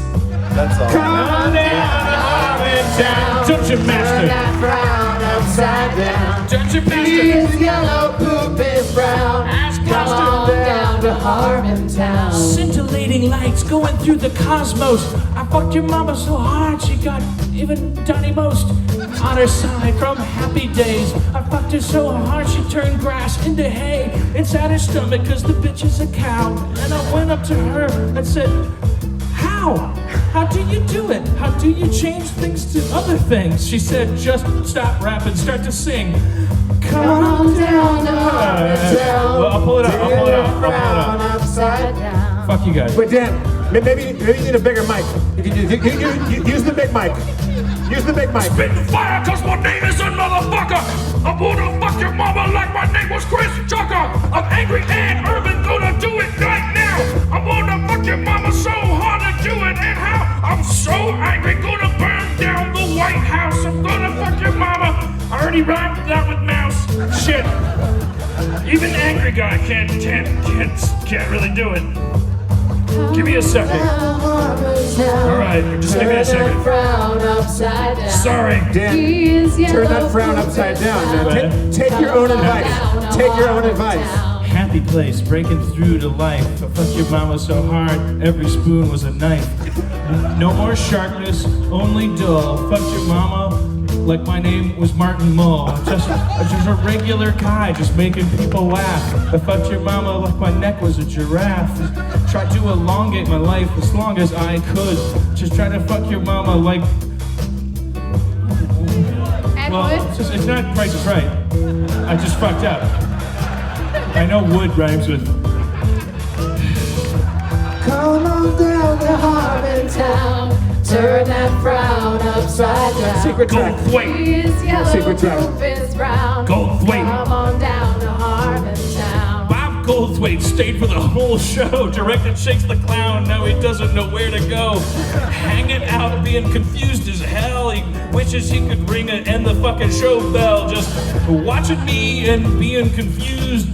Poor Bob Goldthwait didn't know he'd be abused when he accepted my invitation to come. I really love his movies and he's my kind of mun. Sorry. Come on down to Harmontown. right. Turn that frown upside down. You got this? Is yellow, Take poop it. is Jeff, brown. you take it. Me? Come Yeah. on down to Jeff. Harmontown. All right, shit. Well, thank you all for coming down to the Egyptian. I know that to most people in here it defied all description.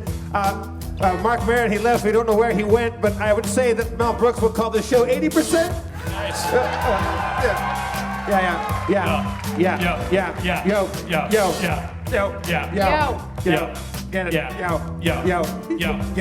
Skittles to the M&Ms, M&Ms to the Reese's. Fucked your mama so hard her pussy tore Reese's pieces. I peeled it like a banana, and I fucked her so hard she needed a bandana to make a tourniquet to stop the pussy bleeding. I'm so hard. I'm so sorry.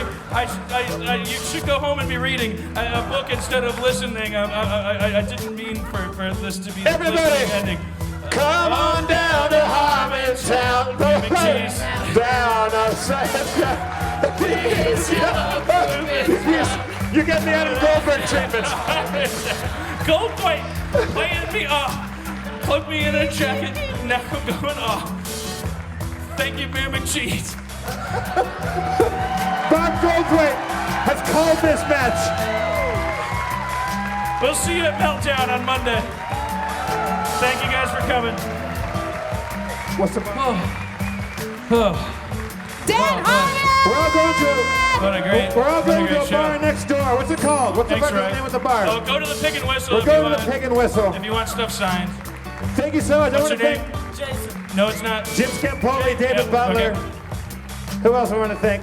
Evan Scott, Brian Carmody, Brandon Lulius, Dustin Marshall, Morgan Groby, Neil Berkeley, David Heyman, Alex Burton, Jason Yankel, our driver who's crazy, and Starbridge Industries. Thank you so much. We love you all.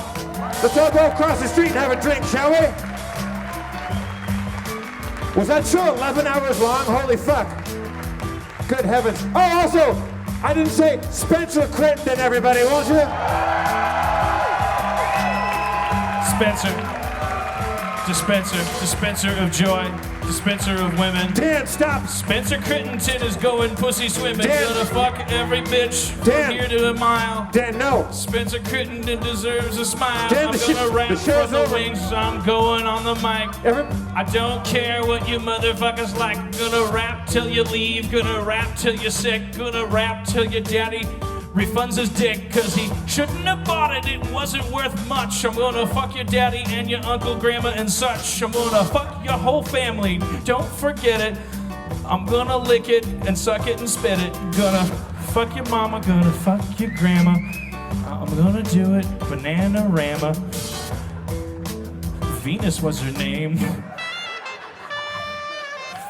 Fucking's the game.